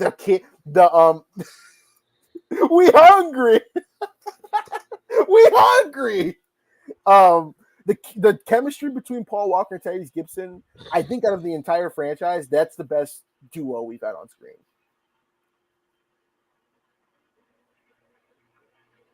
I have no comment. Mac, I You're thought not I a, knew. you're I thought not I a knew too you, fast. Mac. You're not Too Fast, Too Furious, man. I thought I knew you so well. I really did. You're my Filmstagram brother, and then you just broke my heart. Listen, we do quote it. Do you not like Too Fast and Furious? I think this movie's absolute garbage. Oh. Well, is it the CGI or is just the way? It's everything, Mac. It's everything. I love it, man. I, And it was. This was the one dude that came in because Ja Rule didn't want to come back. yeah, with his fro. Yeah, Tez. Really distracting. Come on, that's the first race scene when Brian came in with the Skyline. That was awesome.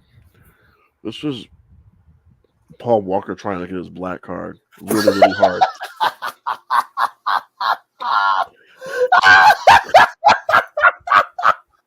Pockets ain't empty, cuz.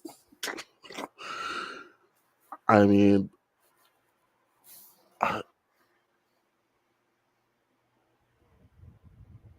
Mac, this movie's awful. Listen, You gotta rewatch it. It's great. I don't want to. I'm putting Too Fast, Too Furious S tier because that Oh my lord! it is a fun movie. I don't want to hear it anyway. It's great. Just it's a fun film, and I love the setting of Miami too because it's very vibrant and colorful, and it is still funny. I don't think I have any alcohol in here. I need alcohol. Listen, if you didn't laugh at Ejectocito, then you ain't hungry. I laughed at it for all the wrong reasons, Mac. Ejectocito. Okay, I will say the chemistry between Brian and Eva Mendes was kind of terrible, though. That was a terrible love interest. Fast and Furious cannot do love interests, to be honest with you. I really need Chelsea to come on this show one day. Next up we have is the 2000. Oh no, this is Tokyo Drift. Oh no. Oh, another crap movie. Okay. Yeah, I'll get it. Listen. Okay, hold up. Tokyo Drift is weird because it has now kind of become, it has risen through, she said S tier, she'll fight for it. She gotta come on. She gotta look. She's had her chances. Tokyo Drift is, she said, fighter in a Taco Bell parking lot right now. I'm scared. No, okay. So Tokyo Drift is weird because it was trying to be like a high school reboot of Fast and Furious, and it was taking a different culture. And I respect the approach, but in the grand scheme of things, it did nothing but just say, hey, plot twist, this was the 7th movie the whole time.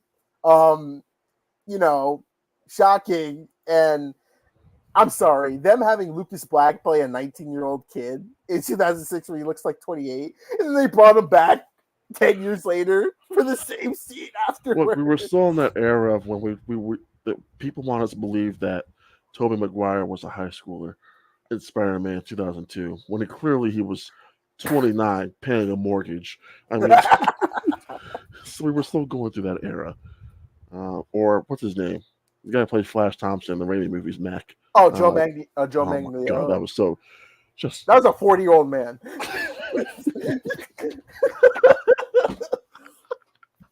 That was a 40-year-old man already married to Sofia Vergara. Anyway, this movie's a whole lot of bleh. You don't like Tokyo Drift? Then Vin Diesel's like, you know what? I cannot be in this movie. I wasn't the last one, so let me get a quick cameo in here. Well, you were wait, no, the way put out the movie every time we watch, Mom says that Maya has a kid in high school. Listen, I like how Bow Wow was just inserted into it. He had the whole car that was pretty funny. But you know the story of how Vin Diesel got the cameo? They got him the cameo in that. Nah, what's the story? So apparently the story was that they had test screenings for it and it didn't do well. So they're like, we need a cameo. Shocker. Yeah, we need a cameo. So they called Vin Diesel. They're like, hey, you haven't been back since the first one. Do you want to make a comeback? And he's like, I don't know. It's like, you know what? I'll do it, but I don't want to get paid for it. I want the rights to Riddick. And they're like, what? Like, give me the rights for Riddick. And this is like in 2004, they had that Riddick movie that didn't do well in theaters.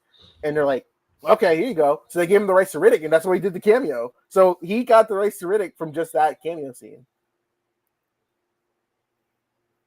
That's the most Vin Diesel story I've ever heard. I guess. I mean, like, and we got another. We got a Riddick movie in 2013. We get another one, and that kind of got his love back for the series because he did that short film before 9, and then before the 4th one, and he was in the 4th one. And she used the strength of family. I mean, with this one, he did mention that's when it started. When he's like, "Yeah, they said Han was family," because this does feature the death of Han, which we'll get to how this is actually the 7th movie, but we'll move on. Or so we thought it was the death of Han. Oh, really, yeah. he was working for Kurt Russell, and God, this franchise has gotten so out of control. I'm gonna put Tokyo Drift in A tier. I think it's I like the style of it, and it is pretty fun. The 4th Fast and Furious movie, that's D tier. This is the most boring Fast and Furious movie out of all. I'm gonna say it, man. The 4th one is so boring.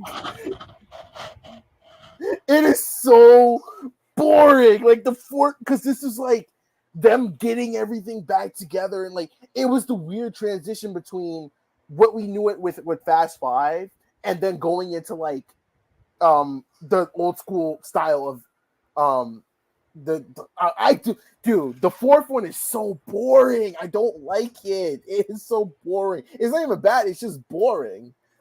Rod, what's your thoughts? Rod is a broken man inside. Oh, Mac, I'm putting a temporary ban on you coming back on the Infinity Film podcast. Oh my goodness. Listen, defend this movie and give me a reason why I should be like, okay, I was too hard on it. You want me to defend a Fast and Furious movie? What is this? I can't defend any Fast and Furious movie besides Fast 5.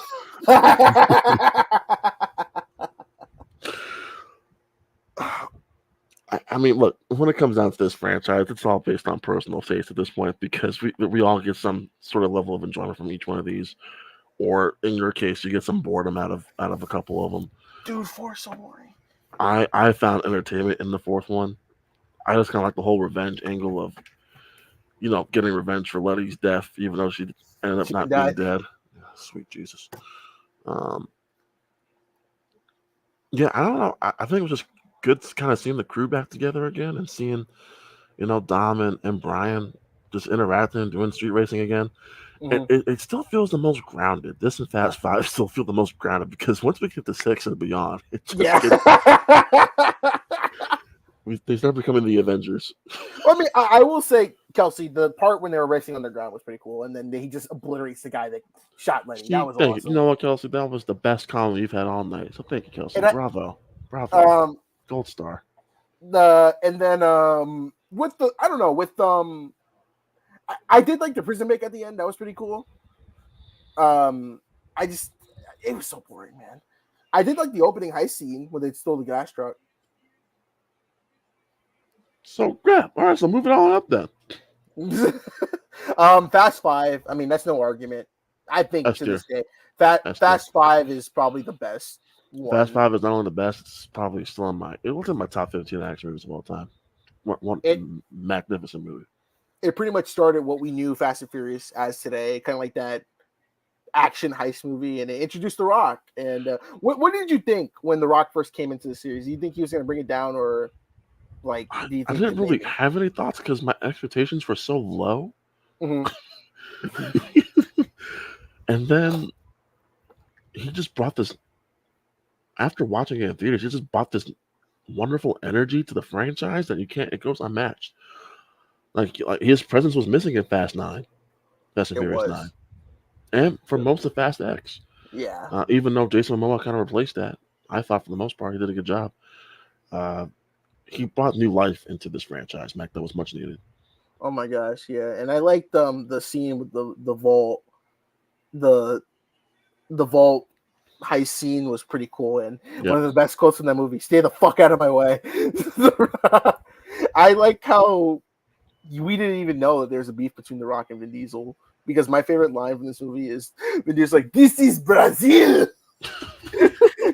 This is Brazil. You didn't know there was beef? That whole fight was not. It wasn't their characters fighting. It was those two just fighting. That was them just being like, all right, just let them blow off some steam. And it's like, man, what do you think about? Do you think Vin Diesel has asshole tendencies, or is he very like? I think they both have gigantic egos. I was gonna say, yeah. Do you think Vin Diesel just wants to be the main star of the franchise? Because apparently there was rumors about Jason Momoa, like he didn't like him because he was taking the spotlight. Oh, absolutely, 100%. 100%.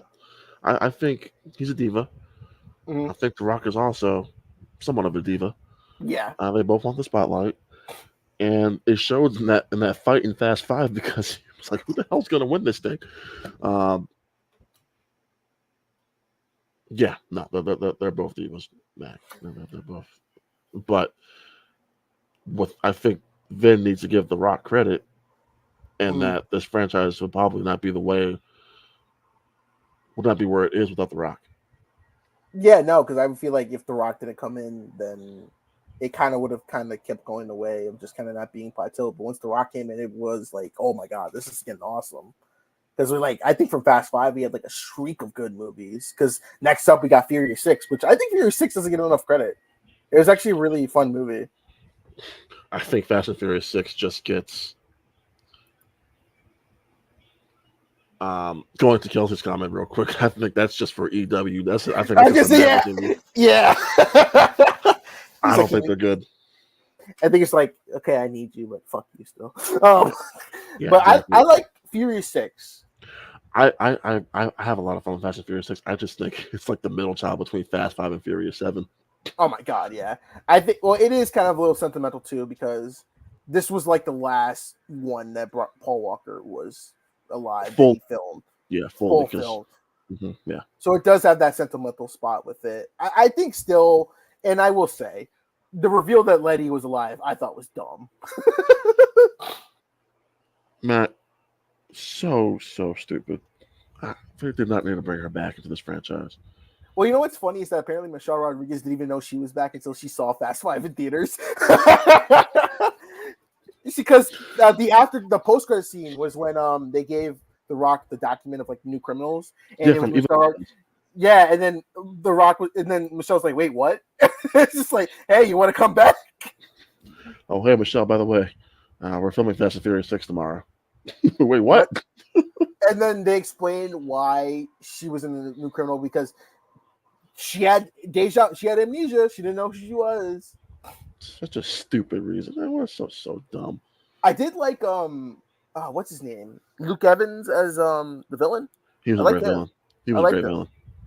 I thought, yeah, I liked it and did set up for an even greater villain the next one. But I think I will put Fury 6 in B tier. Fury 7, the best runway fight of all time.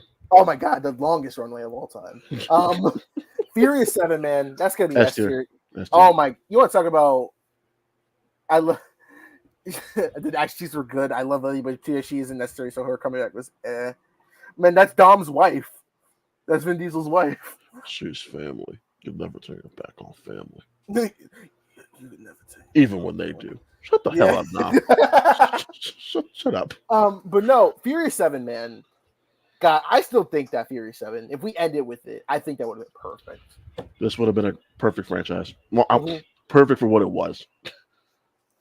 And it's just sad. Ended it here. It's just sad that it didn't. And like, it's a fun, like, this is when they started to go crazy with the stuff, to be honest. I mean, them parachuting out of with the cars out of the plane was crazy. Them driving a Lamborghini from one building to another one was crazy. And then the best part, The Rock, he's like, Daddy's gonna go to work. He breaks the arm cast and does the superhero landing on concrete, and then wields a minigun. And then Vin Diesel and Jason Statham fight with the pipes in the parking lot. It's like Duel of the Fates, like Star Wars. Honestly, I was like, man, if you just replace it with lightsabers, you get Duel of the Fates right now. Yeah. There are so many stupid, ridiculous things about Fat Furious 7. But I don't care, Mac. I didn't care because I was having the time of my life. I saw this in college with about four of my friends from college, and all of us were just having the time of our lives watching that movie. Did you we'll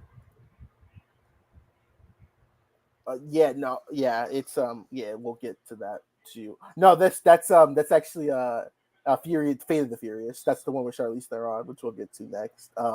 What did you think of the Paul Walker tribute? Because I think that's Beautiful. The one. Beautiful. Did you cry? Did you cry? Of course I did. Hell yeah, I cried. I'm not afraid to admit it. It was impressive how they were able to do this because, he did pass away. And they actually had to start over from scratch, pretty much, and they used some existing footage that they had, and they actually used a lot of digital. They actually used Weta, who did the Lord of the Rings and all that. They used them for the effects because, like, the last scene, he's not there. Right. You can tell. Clearly not him, yeah. Yeah, but, like, it works because it's just him going on a different path. But Hold on, Mac. We might get the cameo now. Okay. She said she was about to go to bed. Hold on. Oh. We might get the cameo. Hey. Hold on. Mac, can you hear her? Okay. I think I can, yeah. Wait, are you back in your room now? Yeah, I'm in my room. Oh, okay. Mac, can you hear it? Did you hear her? Yes, I heard it. Okay. Hey, we're talking about Fast and Furious. I just want Mac to get your opinion on Fast X. I'm ending the fucking phone call.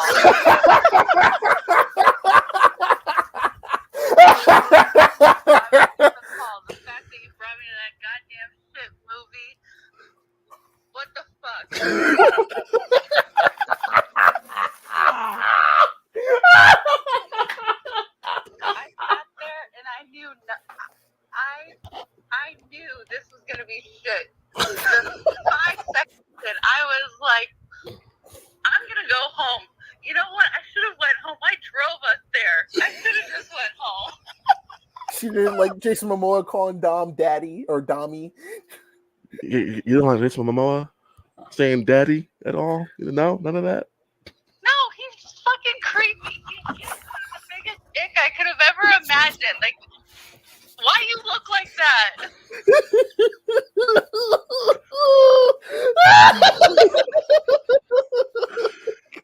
Kylie, this is gonna be on YouTube forever now, Kylie. I hope you know that.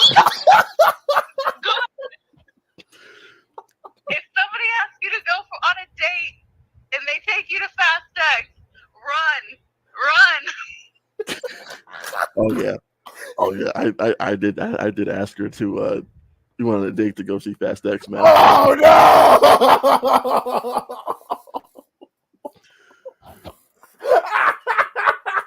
Mac is laughing right now. He's laughing at stuff. What? Mac is laughing his ass right now. Oh my god! You have to go back and rewatch the replay. To any girl out there that's listening to this, make sure you get all the facts first of what you're doing on this said date, because I was bamboozled.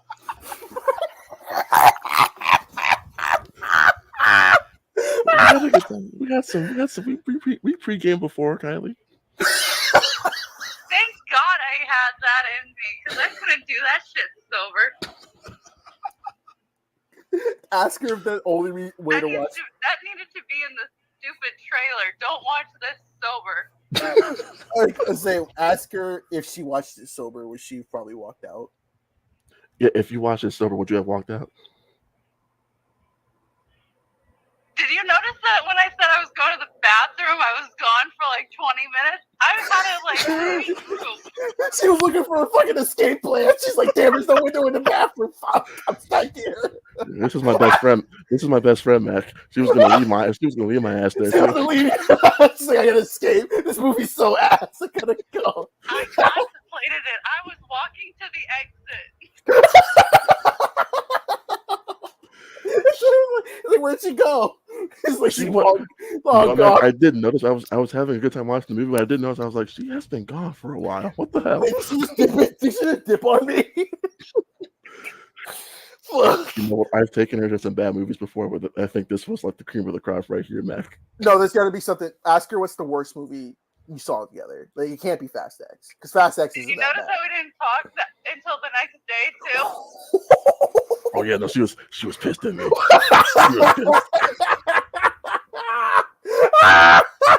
She kissed me goodbye, and then she said, "Get the fuck away from me." Get the fuck out of here. Well, Mac wants to know what's the worst movie you and I have seen together. Well, I think it's Die Hard 5. Oh shit. Yeah, Die Hard 5 was pretty bad. White House Down was pretty bad Oh, too. yeah. Whoa. Actually, you know what's funny? Mac disagrees. You know what's funny? I think we saw that like this time, how many years it came out? 2013. Like, so 11 years ago, yeah. Yeah. That's what we did the first time. Oh my god! You should have taken her scene Olympus Has Fallen. You know, Fast X was really bad, but the Mission Impossible movie that you took me to. She said no. She's just trying to piss me off now. That one. Yeah, that one. I'm gonna say that one. Yeah, now she's just trying to piss me off now. She's just trying to piss me off now. Mac, you don't understand our relationship here. If she doesn't piss me off at least 5 times a day, she's failed at her job. Oh my god! I think this is number. How many times have you pissed me off today, Kylie? What, 10? I think we're past that. 12? Because of the amount of times that I've said I'm blocking your number.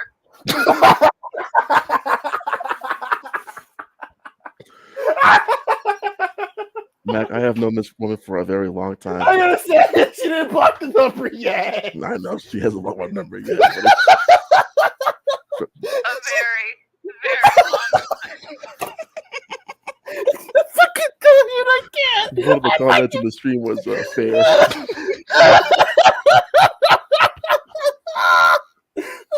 Wait, okay, hold on. Before anything, I gotta I introduce. feel like he also put something in my phone one day when we were dating that made it impossible for me to block his fucking phone number. Because it just keeps popping up. Wait, hold up. I gotta introduce our next year. Hold on. We got our boy, our man of the hour, to help us wrap up the stream. We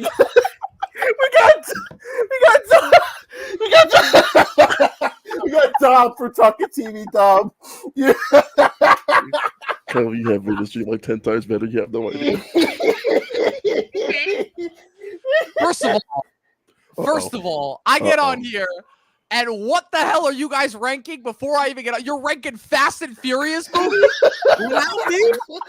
Come on, guys. What the fuck?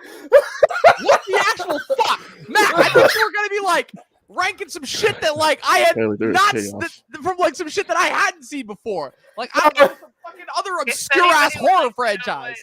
How to describe the two of us, we like to be called annoying and nonsense at the same time. Okay, we're annoying as fuck back. I'm sorry. Yeah, I was about to say, and second of all, like I'm sorry, I'm sorry that Mac, this guy hasn't met me yet, and he's in for a rude awakening. And of course, the second thing that I see when I get on here is I see your co-host is already on there having phone sex. Like, come on, guy, like what is going on here? What the hell? What the hell am I in for? So listen. We've done a ton of it. You missed the best one. We were ranking black characters who are non-black. My friend Kelsey requested this. Perfect for that. What the fuck, dude? Yeah, I have one we can do. That's fair. I want to finish this one, and we got to get the fuck out of here because I'm dying with that. Yeah. So, which one were we at? Wait a minute. I'm so confused. Did you guys just skip over like Fast 9 and but you did Fast X? Which one is that Tokyo Drift down there, or is that the first one down there? So our ranking so far, on S we have 2 Fast and Furious, Fast 5, Fury 7. On A we have Fast X, Tokyo Drift. B is the first one of Fury 6, and then D is Fast Furious. Only that I'm just gonna be my asshole self. I think Fast and Furious and Fast X should be swapped. I think Fast and Furious is actually great and it's slept on. Let's see. Fast and Furious 6, I would probably drop down to the C tier, and everything else I pretty much agree with. Look at that, Mac. I've known this guy for probably 20 seconds, and he's already made more sense than you have in the past 2 hours of talking. This is the thing, right? Is Max got his idea of like what he likes for his rankings, and then I come on and I simply speak logic and common sense, and lo and behold, my opinion is worshipped as being like, oh my god, the best opinion ever. And I'm like, speaking logically here. I will say, whenever Dom comes on, like he does do like he's very direct and just logical with it. It actually makes me think like, wait a minute, hold on a second. I'm like, I gotta think about it. But listen. I said that the first Fast and Furious movie, it's good. I respect it. It's OG. I just think that I don't have a lot of fun with it. The first Fast and Furious, I'm fine with that spot. I'm fine with it spot at B tier. I'm saying Fast and Furious 6 should be bumped down. Fast X should absolutely be in the D tier. I don't know what the hell that's doing all the way up there. Listen, no, Fast X is fun. I can't. Fun in the sense of getting a fucking lobotomy. Yeah, fun. Yeah. Oh yeah. What do I need from Fast and Furious? I need them to do an Infinity War style thing where they all get split up. The plot makes even less sense than in a normal Fast and Furious does, and then it ends on a fucking cliffhanger. Yeah, that's what I want for my Fast and Furious movies. Also, in what universe is the villain the best part about the movie that's not played by Jason Statham? Like, why is Jason Momoa doing the Joker the best part about this movie? Like, oh my god. Mac, I am wired, man. I am wired.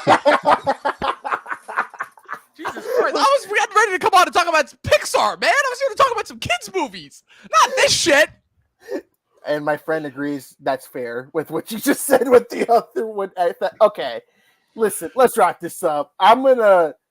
what I'll do is that I'll swap this to B. This can go here, and we'll just leave it like that. Perfect.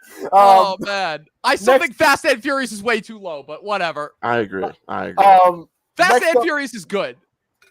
we got the Fate of the Furious, which is Fast 8 with the Oh, Charlize D Theron. tier, 100% D tier. Not even a question.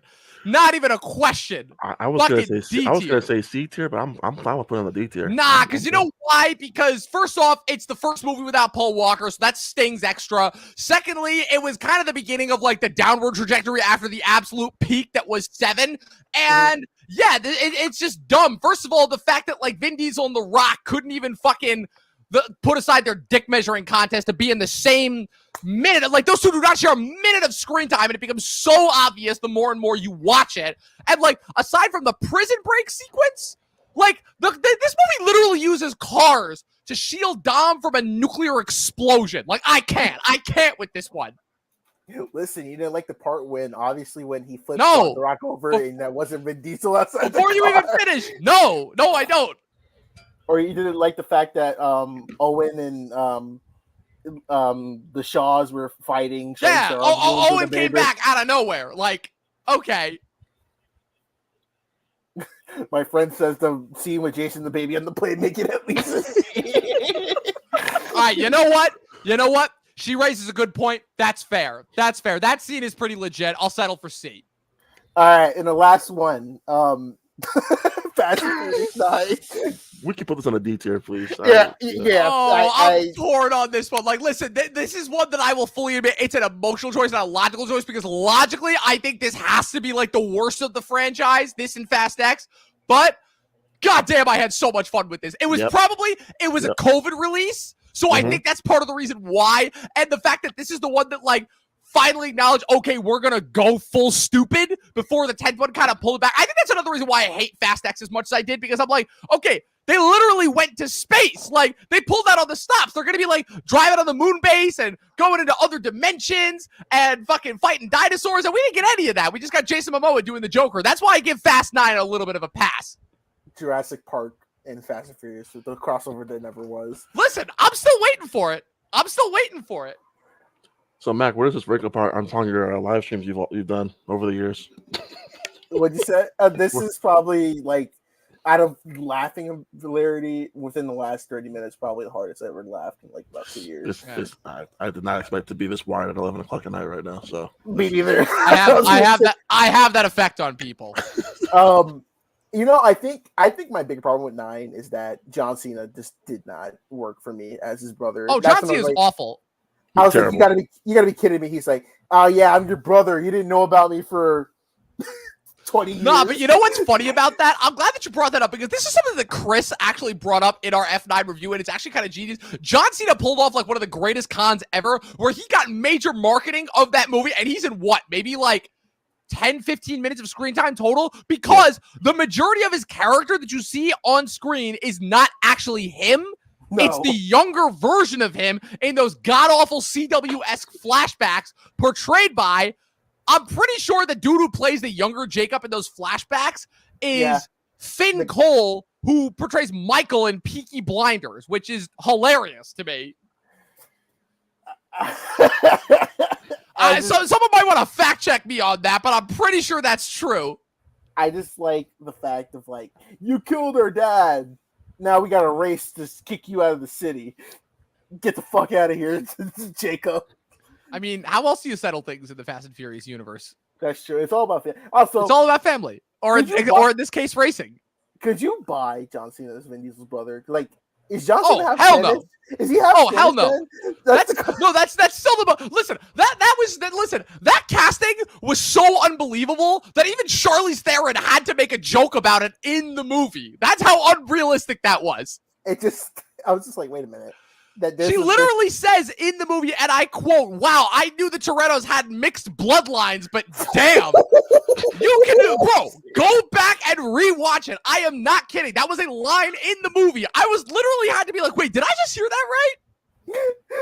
The dad was fucking around, I guess. Damn, like, but I'm gonna put this at D tier because it yeah, I'm not really vibing with it. Yeah, so that's your Fast and Furious ranking. Dom, welcome to the stream. What do you mean, welcome to the stream? I've always been here. I never left. I just turned my camera off. Wow, this is I don't even know what the place. I'm still laughing. Rod forcing his friend to go see Fast X against her plane. Wait, I gotta know the setup for this. I missed this in the first part. I need to hear the backstory for this. I don't know if there really was a backstory because my friend, she really hates the Fast and Furious franchise, and so Mac told me we were due, and I was like, oh, I gotta give her a call, and she didn't pick up the first time, and then she's like, she had a minute before she went to bed, so I called her back, and here we are now. Wow, chaos ensued. Yes, sir. And now over a bottle of wine for her time. So there you go. You're welcome. There you go. At least she got compensated for it.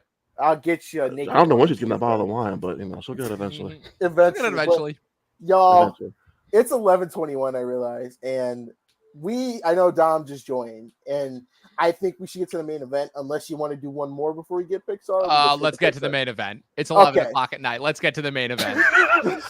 I know I just got here, but like, let's get this going. I'm still kind of a little teed that you did Fast and Furious not waiting for me, but you know what? I understand. There's plenty more rankings to come. Yeah, I was just like, we were just kind of, that was our like the kill time because I knew you were gonna come on soon, and I was just like, oh shit, and I realized I thought we were gonna be done with it. I was like, fuck. But all right, y'all, it's time for the main event, the one that we are bringing us all together. If I can find it, this tier list is going to be of Pixar, and pretty much everything till Inside Out 2. So I have not seen Inside Out 2 yet. So I don't have. Okay, so you guys can talk more about that one because I don't have a ranking for it. Yep. But pretty much everything in this list I have seen at least once, besides Inside Out. So I'll just give a heads up. The only ones on this list that I have not seen, I've got 4. I've got both the Cars sequels, Good Dinosaur, and Lightyear. I've not seen those. I've seen everything else. So you skipped a lot of trash. That's good. Unfortunately, it hasn't stopped me from suffering through a majority of the Pixar sequels, which are mostly trash. So, well, okay, well. So we're gonna go from my friend said to start. Oh wow. Wally is S, or you can meet me in the Taco Bell parking lot. Oh shit. I've got 10 movies on this list that are absolute S tier, undisputed, and if anybody challenges them, well, I never lose. You should know that. So I beg to differ. So let's go. I'm about to talk about Mac. Only 10. All right, here we go. So we're gonna go from the release dates in order. So we're gonna start with 1996 with the first Toy Story. 95. Movie. Sorry, hate to be that guy. 95. 95. Yes, okay. I'm that guy. He is that guy. I am that guy. I did not spend 5 goddamn years playing movie trivia and being 100% accurate in movie release dates to ever miss on that. This is gonna be a fun half hour or whatever. This is how long this is gonna take. Rod, how you have yet to know me. So we got the first Toy Story, originally it was going to be Black Friday. Woody was going to be an asshole, but John Lasseter, then head of Pixar, said the early footage made him cringe. So, yeah, there's that. Yep. But, so controversial opinion. My friend Kelsey hates the Toy Story movies. I'm sorry, but to quote a former president, wrong. But what if I mean, come on. Do we even need to have this discussion? It's S tier. Come on. It's the one that started it all. But what makes it so good? That's the question of why. How about the fact that there had never been a movie made like it? It was the first live actions it was the first full-length live actions not live action. Oh my God. CGI. First full-length CGI animated film. The fact that it kind of set the template for all of Pixar in the sense of it's how every great Pixar movie has this underlying question of existentialism, this idea of kind of, what is our use? What is our purpose? The fact that it also kind of, in a way, ingrained the Pixar formula in its very storytelling and the idea of what do we love? Why do we love Pixar movies so much? Because they grow and mature with us as we get older. So therefore, The fact that that is literally kind of the whole underlying principle of Toy Story. The fact that these toys, their constant underlying concern is that their kids will outgrow them and that they will become irrelevant, that they will lose their purpose, to the point where they literally, even though kind of the story structure of the 3 movies is sort of similar, that underlying question and how it evolves over the course of 3 movies is so well ingrained within this first movie. It's a perfect movie. It is one of the very few movies that I would call a perfect movie. I can agree with that. And my friend Kelsey said when the first one came out, she they didn't like how mean the characters. That's what made them good. That's what made them great. Well, I think my question is with the first one is like it kind of establishes when, because we know Buzz thinks he's real. Like Yes. So that kind of makes it think, do all toys go through that existential crisis, or is it just? That's a good question. I will say that for me, I think Buzz, it's a little bit of it's a little bit of an exception, I think. Mm-hmm. But also, I think that with every toy, it could be different. Because remember in Toy Story 4, right, when Forky first comes to life, he just thinks he's trash ultimately. So if I had to guess, all toys probably do go through some level of that existentialism when they first come out of the box. But it's probably different for every toy. But the fact that we kind of had Buzz Lightyear, again, just setting the template. Like, again, all of these movies that we're about to go through on this list, not just the Toy Story sequels, every single movie on this list owes its allegiance to that first Toy Story. And, like, that means something. It does. Rod, do you have anything to add about the first Toy Story you like? Okay. Oh, shit. He's setting aside the mug. Let's go. Yeah, you know, He was blindsided by Kelsey. That's why. I really was. She did say she's sorry. She said she's sorry. So it's okay. Yeah. I In mean, fairness, that hurt me a little too. So listen, that was a great speech you just gave there. Thank you. That was Get ready for a lot more of them. Shit. So I think Dom put it perfectly. Kelsey, it's okay. I forgive you. She's super cool. She promises. Oh, I'm sure she is. Listen, I'm- cool I'm- people can be wrong too. It happens. It happens. Shit. It's okay to be wrong. I won't hold it against you. I can't even think anymore. Dom said it perfectly. I think a lot of these Pixar movies Toy Story, a big old thank you. Mm-hmm. While this is not my favorite of the franchise now, Mac's gonna hate me for the one that's my favorite, but we'll get to that, I'm sure. I think I have a feeling. I know because you and I have debated about this many times, Mac. I think the one thing that bugs me about this movie, Mac, is that it's the animation is so outdated because Pixar movies. Oh my god, yeah, it's so beautiful. Oh the animation is really bad, especially like people like on the humans, like Sid. And is it true that all the kids at Andy's birthday party look like Andy? Don't they all have? Oh yeah, it's they just hit Control C on Andy.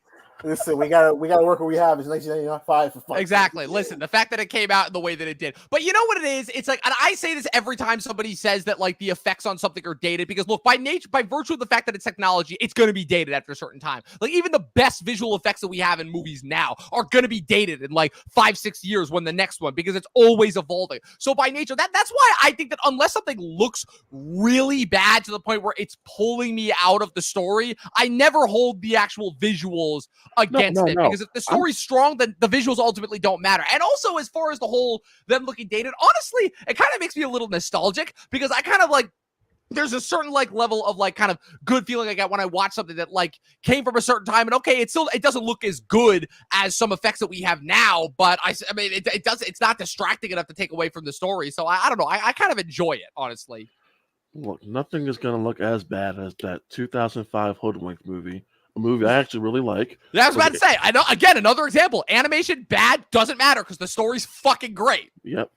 But the animation of that movie is, good lord. Oh, I have a little, even the Shrek animation is starting to look dated from those early couple Shrek movies. Well, the first one. The second one, I think the second one still looks pretty good. Sure, but the second one, it's getting there. That movie's 20 years old this year. Like, it's getting there. It's getting there, for sure. Yeah. But I think the moment that hit me the hardest in this movie was when Buzz found out he wasn't real. Mhm. Yeah. I don't know why that hit a certain chord with me. I was Yeah. like, God damn. Yep. Well, it's like the score too, especially Yeah. when it's like that crescendo and it's just when he falls. Yeah. And And like the just score, like the fact that I'm believing in two toys have some of the Woody and Buzz is one of the best friendships in any movie. Period. Mhm. I don't It's care the- what anyone says. It's that moment in your real life when you realize that your dad is a person and Mhm. not like this immortal person that it's kind of that moment when you get fired from a job that like and for nothing that you did wrong other than the fact that the job is just downsizing and you're an unfortunately collateral damage. That's that moment epitomized right there. We're just, wow, my life is a lie. Everything I've worked for, everything I believed in has just been shattered and proven not true. That's what that moment is. That's why it hits so hard. I like this guy. I need him on my Mac, I need perfect. him on my podcast, Mac. I do. We're all gonna get along perfectly. Mhm. So let's move on to 2001 or is this 2001 or 98. 98? Okay. Bugs Life, which actually Bugs Life. Yeah. Um, Yep. And then Jeffrey Katzenberg stole the designs that they were working on Well, because they were working on all these movies around the same time and took them right over to Steven Spielberg, and they formed DreamWorks, and that's when Ants was the first DreamWorks animated movie released within months of this movie. Ants! Listen, it wasn't Good movie, stealing. by the way. It wasn't stealing. It was just we're gonna borrow this and we're gonna release it at the same time. Yeah, as or Bugs Jeffrey Life. Katzenberg got fired from Disney. It was like, fuck you, I'm gonna get mine. Bugs Life is actually the one Pixar movie I feel like is very divisive because there's people that love this movie and I know people that hate this movie, and I'm like in the middle because I do like it. I will say the animation is a little dated, but I like Kevin Spacey as Hopper as the villain, and I do like Flynn. And if you think about it, this is actually an adaptation of an anime. It's called The Seventh Samurai because it has Which is an adaptation of The Seven Samurai from Akira Kurosawa. yeah. This is not an original story, guys. Come on. It's only like one of the most remade and retold stories over time. I love this movie. Again, it's another nostalgic one from my childhood. I've never had a bad time. I don't have a bad thing to say about this movie, but it's A tier for the pure and simple fact that it's not, like I said, one of the 10 S tier Hall of Fame Pixar movies. So it's A tier for me. I'm not gonna lie. Don't hate me, guys, but like I don't remember a lot from Bugs Life. I mean, that's fair. But Yeah. but Rod, let me ask you this: have you seen Seven Samurai? No. You know what? Better question. Have you seen the Firefly episode that blatantly ripped this off? Okay, actually, better question. Have you seen any pop culture IP ever that incorporates outside forces being brought in to protect a small town from bandits? If you have, you've seen this movie. Okay. Well, yeah, then I have. Yeah. The one thing about this movie that still sticks with me. So when I watched it when I was little, it freaked me out as a kid, and it stuck with me for like five or 6 years. Mhm. Hopper's death freaked me the hell yeah, out. that seems Yeah, horrifying. that is a horrifying. dark-ass death right there. Yep. Not to mention that nothing says making sure you have a terrifying villain than getting Kevin Spacey to voice your villain. I mean, come on. Have you In been real seeing life too. that fucking? Have you been seeing that fucking apology tour he's been on? Good Lord. I'm like, Jesus Christ, I knew this guy was a good actor, but god damn. It's very sad. It's very sad. Scary is what it is. So I can't really plug this movie on a ranking, Matt, because I feel like I need to go back and rewatch it. Okay, honestly. I'll put it in the A tier because it is still kind of that early Pixar. And it still has that good vibe.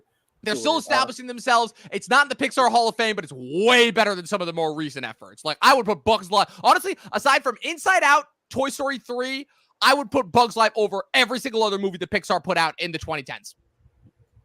Okay. Next up, we got Toy Story 2, which I S tier. We're gonna be S fighting. tier. We don't even need to, yeah. Oh yeah, no, Toy Story 2 is S tier, no doubt. Yeah. No question. I think it is my favorite Toy Story movie because one thing I love about the sequel is Jesse's backstory because that makes me cry to this day. Yeah. No offense, but like everyone talks about the opening scene of Up. I'm sorry. It was here. It started here with the When She Loved Me scene. That is heartbreaking. Like every time I rewatch this movie and she turns her head towards the window and the Sarah McLachlan song picks up, I'm like, oh God. I'm like, not again. I also like the I like Wheezy. We had a running joke. Yeah. Wheezy's like it's like Amir, you laugh like Wheezy, like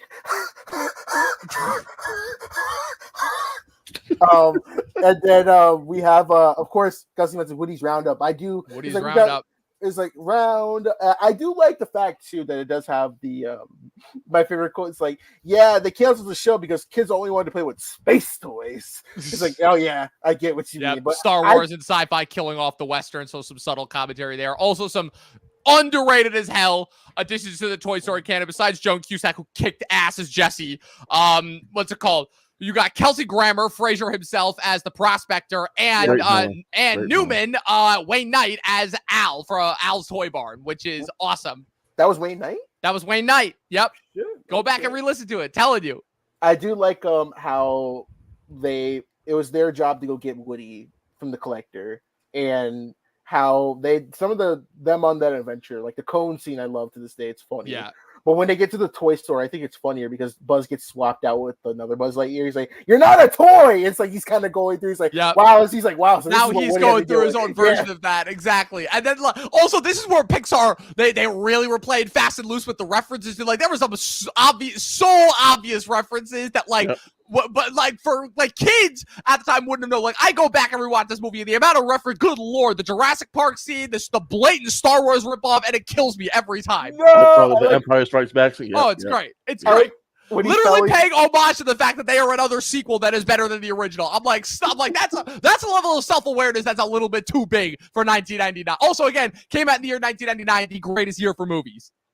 I do like to when the Buzz's villain felt, he's like, "Father." He's like that. But no, Toy Story 2 goated. And like actually I do want to mention too the scene where Woody's being repainted. It is very oddly satisfying. It's weird, but I love it. Also, how about the opening scene, which gives us like one of the most badass action sequences we've ever seen, and it's a fucking video game? Like what? Oh god, the Toy Story video games are actually god tier. If you haven't never played them, the original ones are awesome. I think Toy Story kind of goated all their openings to their movies, though. Yeah, I think all four have really, really strong openings to their movies. The opening scene is the best part of Toy Story 4. So, okay. So next up we have is Monsters Inc., which is one of my favorite all-time Pixar movies. This is actually S tier.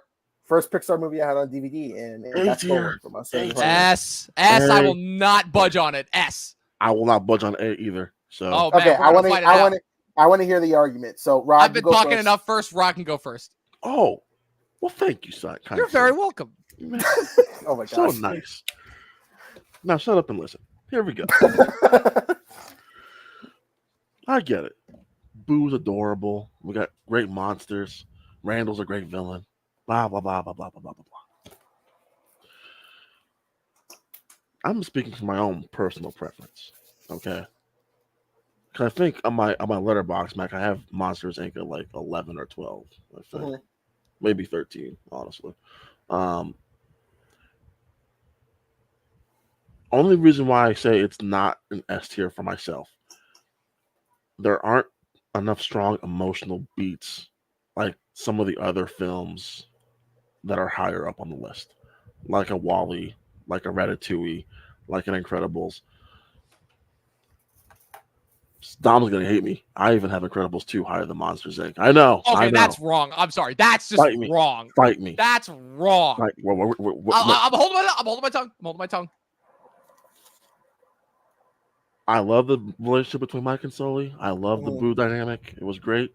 But like I said, for me, and look, Dom, you know what? It's a good thing you're here. Maybe you can persuade me to putting it up higher on my list. Maybe I will go back and rewatch it tonight. I won't, but maybe I will. Maybe you'll have a strong enough argument where I can put it up higher. All right, now it's sitting at 12 to 13. Because also, the second act of this film drags for me. Just saying. I think they spent too much time at that damn factory. Way too much time at that damn factory.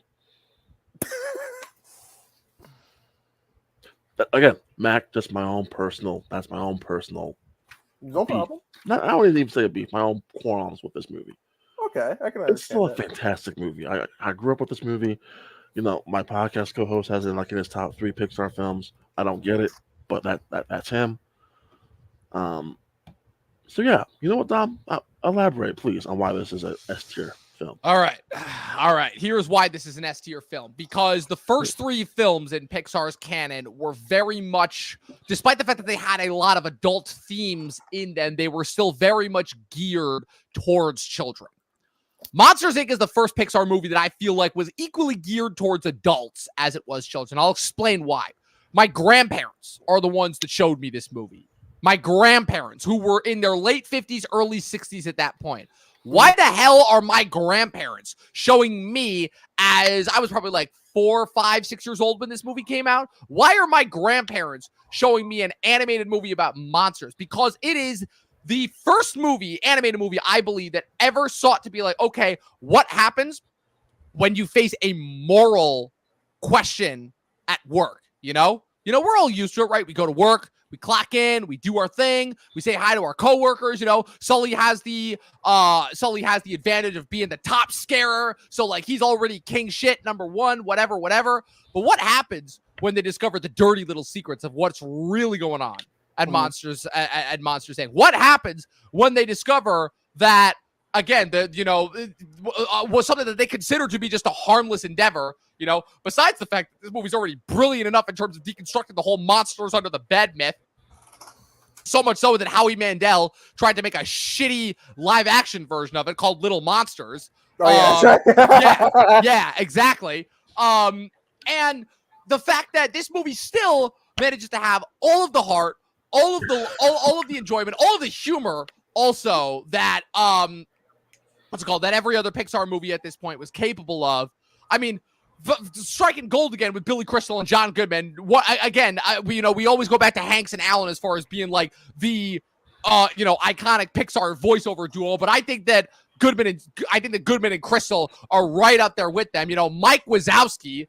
That name has literally become a meme in and of itself, and just in terms of capturing all of like the incredibly specific mundanities of just working a job like that, not filling out your paperwork, trying to hit on the secretary, trying to go on dates, but having them constantly interrupted. This movie hits all of that in spades. And the fact that ultimately it has its characters make the right choice, the right moral choice, and in the process end up making the company more money, like along the lines. Like, I love it. I love this movie. Not to mention, I mean, the father-daughter angle, which is just it's heartbreaking to say the least. It really is. It really, really is. And the fact that you kind of have the whole blissful ignorance versus what happens when you become aware and you're unable to go back. So yeah, that's why Monsters Inc. to me is just as equal as being in the S tier as a lot of the other movies on this list that will be in the S tier.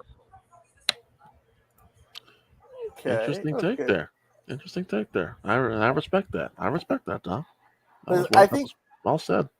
With Monsters Inc., I think it's just for me. You mentioned Mike Wazowski. I'm sorry. Mike Wazowski! I have to play this clip because this is like out of that movie. Oh my God. Is this the scene with the kids? Yeah. Bite his fucking finger and he screams and causes the lights to flicker. It kills me every time. He's like, Mike Wazowski. Yeah. Kid run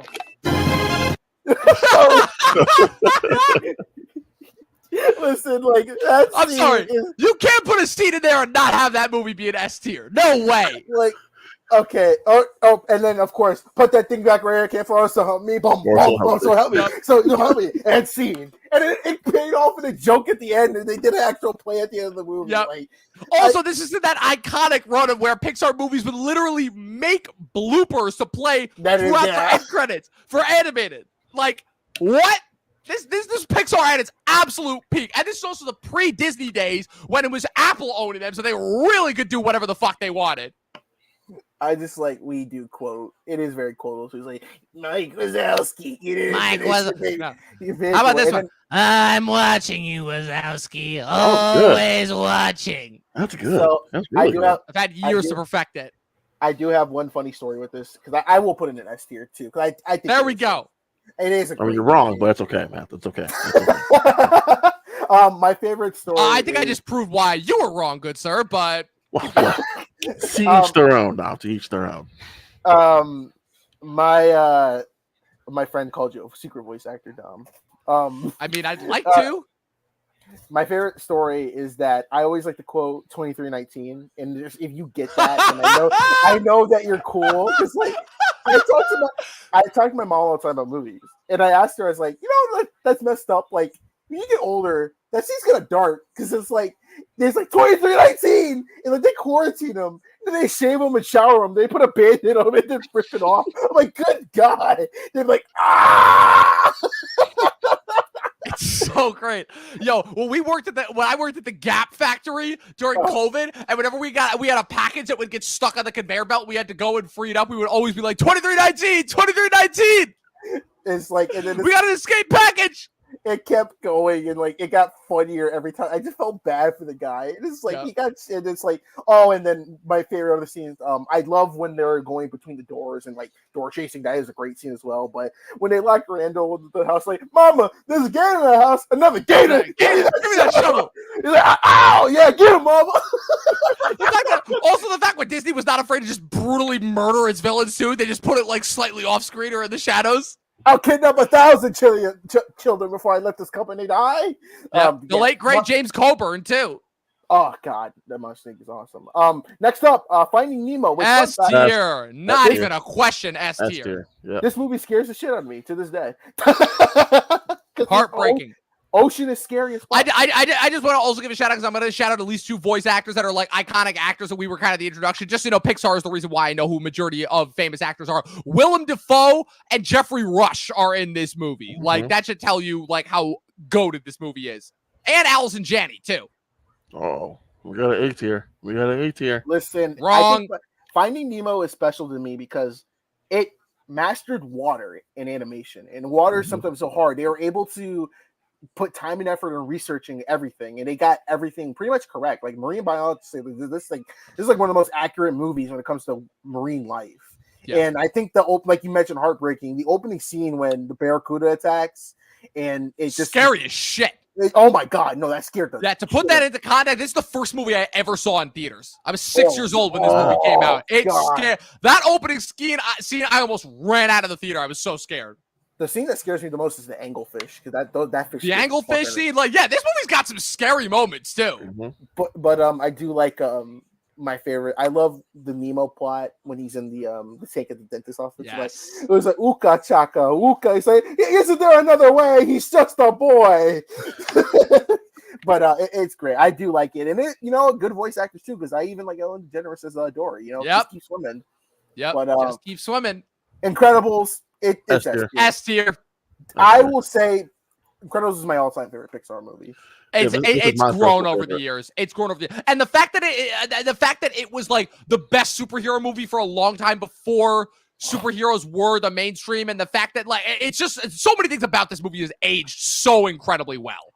Well, that's Dom, I said this is the best Fantastic Four movie we still have. I mean, yeah, but that people have been saying that for years. Like that's kind of undisputed at this point. Yep. And it's too when you have a director like Brad Bird doing something like this. I just also wanted to point out one specific thing, which is that like the scene where Dash is running, like the amount of character. Forget the fact that it's just a fun scene watching him outrun those flyers. The fact that there's so much character put into that, the fact that he has like that childhood elation from like the fact that he's like he discovers a new thing about his powers that he was already kind of familiar with. Okay, I'm starting to think that this person just doesn't like Pixar in general. So he does. It's just I don't know. That's like 3 movies in a row where she's like, yeah, I don't like it. So well, she changed the Finding Nemo to S. So I'll give it, but I do agree the Dash running scene is amazing. It's incredible. No pun intended. I love Jason Lee. Like I love Mallrats and everything. I think him as bro. They actually have a Mallrats. It's bigger. It's better. It's too much for Mr. Incredible. Or the best one is like, you hooked up with Elastigirl and you got business. I was like, oh, it's a whole family of superheroes. Ooh, this is just too good.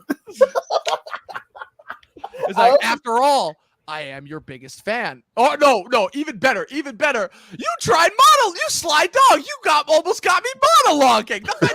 They called out this movie called out supervillains monologuing years before Deadpool ever did. This movie's fucking perfect. Perfect movie. Well, you brought up too, going back to like Monsters Inc. about maturity. This is Like when I remember first watching this in theaters, Yeah. not giving a crap about like Mr. Incredible going through a midlife crisis. Yeah. Now? Yeah. Yeah. Also, the fact that each of their powers are exemplary of their personalities, too. Yep. You know, like the fun, youthful, energetic kid, the shy teenage, insecure teenage girl who's coming into her own, the mom who has to, like, be everywhere, do everything, the dad who has to be, like, the rock for the family, the baby who still doesn't even really have an identity. Like, all their powers are exemplary of their personality, so that's kind of genius in and of itself. Also, can we not let's not forget the fact that this movie basically kills off 20 superheroes off screen and has them experimented on. What Rod brought up with this being a very mature movie. They just flat out said, yeah, no, they can die, because the scene when he found Gazer Beam in the cave, that's like, oh shit, and he lasered Kronos, which is the password, and and I think the scene when Mr. Incredible sees all the superheroes have been killed, that's like. Yep. That's like a oh shit moment, and I do like the scene when Mrs. Fantastic, not Mrs. Fantastic, Elastigirl was Fantastic. Elastigirl was telling same shit. Yeah, she was telling the kids like, listen, you need to run because if they find you guys, they will kill you. And I was like, oh shit, like okay, that's a little real and everything. And also, I like I mentioned, there's an Easter egg, the Mallrats beginning when he's like, you're the kid from the fan club, but Brody, but buddy is the.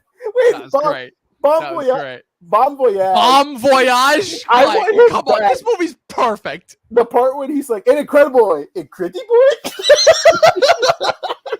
Also, I mean, do we also need to talk about that Elastigirl ass showing off scene? Like, inspiring. That was an inspiration for future MILFs. Like, Pixar knew exactly what they were doing there. Yeah, they 100% knew what they were doing. But also the fact that it's like, oh yeah, she is a mom now.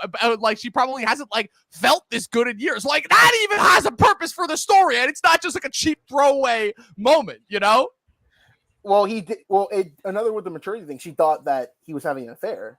Right.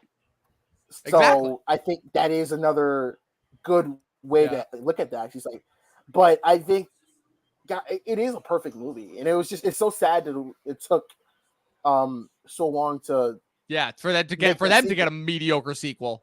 Yeah, and then the part where, wait till we got, dude, I'm gonna ruin Pixar in the 2010s for you. The part that I love about it is that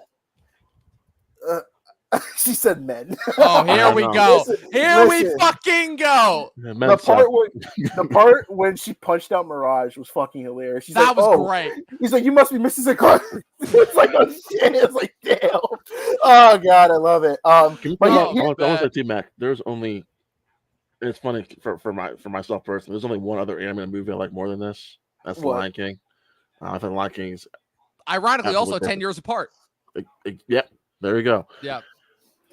I think Syndrome is probably the second greatest. Also, is it weird? Is it weird that this is like the hottest that Helen Hunt has ever? Not Helen Hunt, Holly Hunter. I get those two mixed up all the time. This is the hottest that Holly Hunter was in anything up until her brief appearance in season 2 of Succession as Rhea Jarrell. I guess so. I haven't really thought about that. I don't know. Like I said, that's going into my more depraved side, and I don't want to get this stream pulled down. I do like Syndrome as a villain. I think his villain story is very it's relatable, because if you think about it, it's more like, don't meet your heroes, because he's just kind of shoot him away, and it's like, okay, that's a good point. He's like, I was your number one fan. You kind of pushed me away, so I want to show down better than you. Well, because it's so easy in a movie like this full of superheroes to just do the whole mustache twirling villain, but they actually took its time and made a very complex villain arc for him. Because I didn't see that coming at all with the whole buddy thing. That totally threw me off when I saw it the first time. Does have a brutal death, and my friend mentions that he's the first Stan character to become a villain in a Pixar movie. That's kind of true. Oh, his death is brutal, Mac. Oh yeah. But hey, befitting considering all those heroes that he killed. So, and the cape. Cape. It's what Edna Mode warned us. No capes. No capes. So I love the montage too that she gives, of all those. Sorry, but we'll move on. This is the last thing. But all the montage of all those superheroes dying solely because of cape-related injuries. Well, it's funnier too, because it's because sometimes you think any article of clothing that gets caught on something, you're screwed, and oh shit, okay. What's even funnier is they kind of even brought that back for The Boys when you had Soldier Boy roasting the ever-living shit out of Homelander for the cape that he has. Yep. Oh God, I love The Boys so much. Maybe that'll be another live action I do.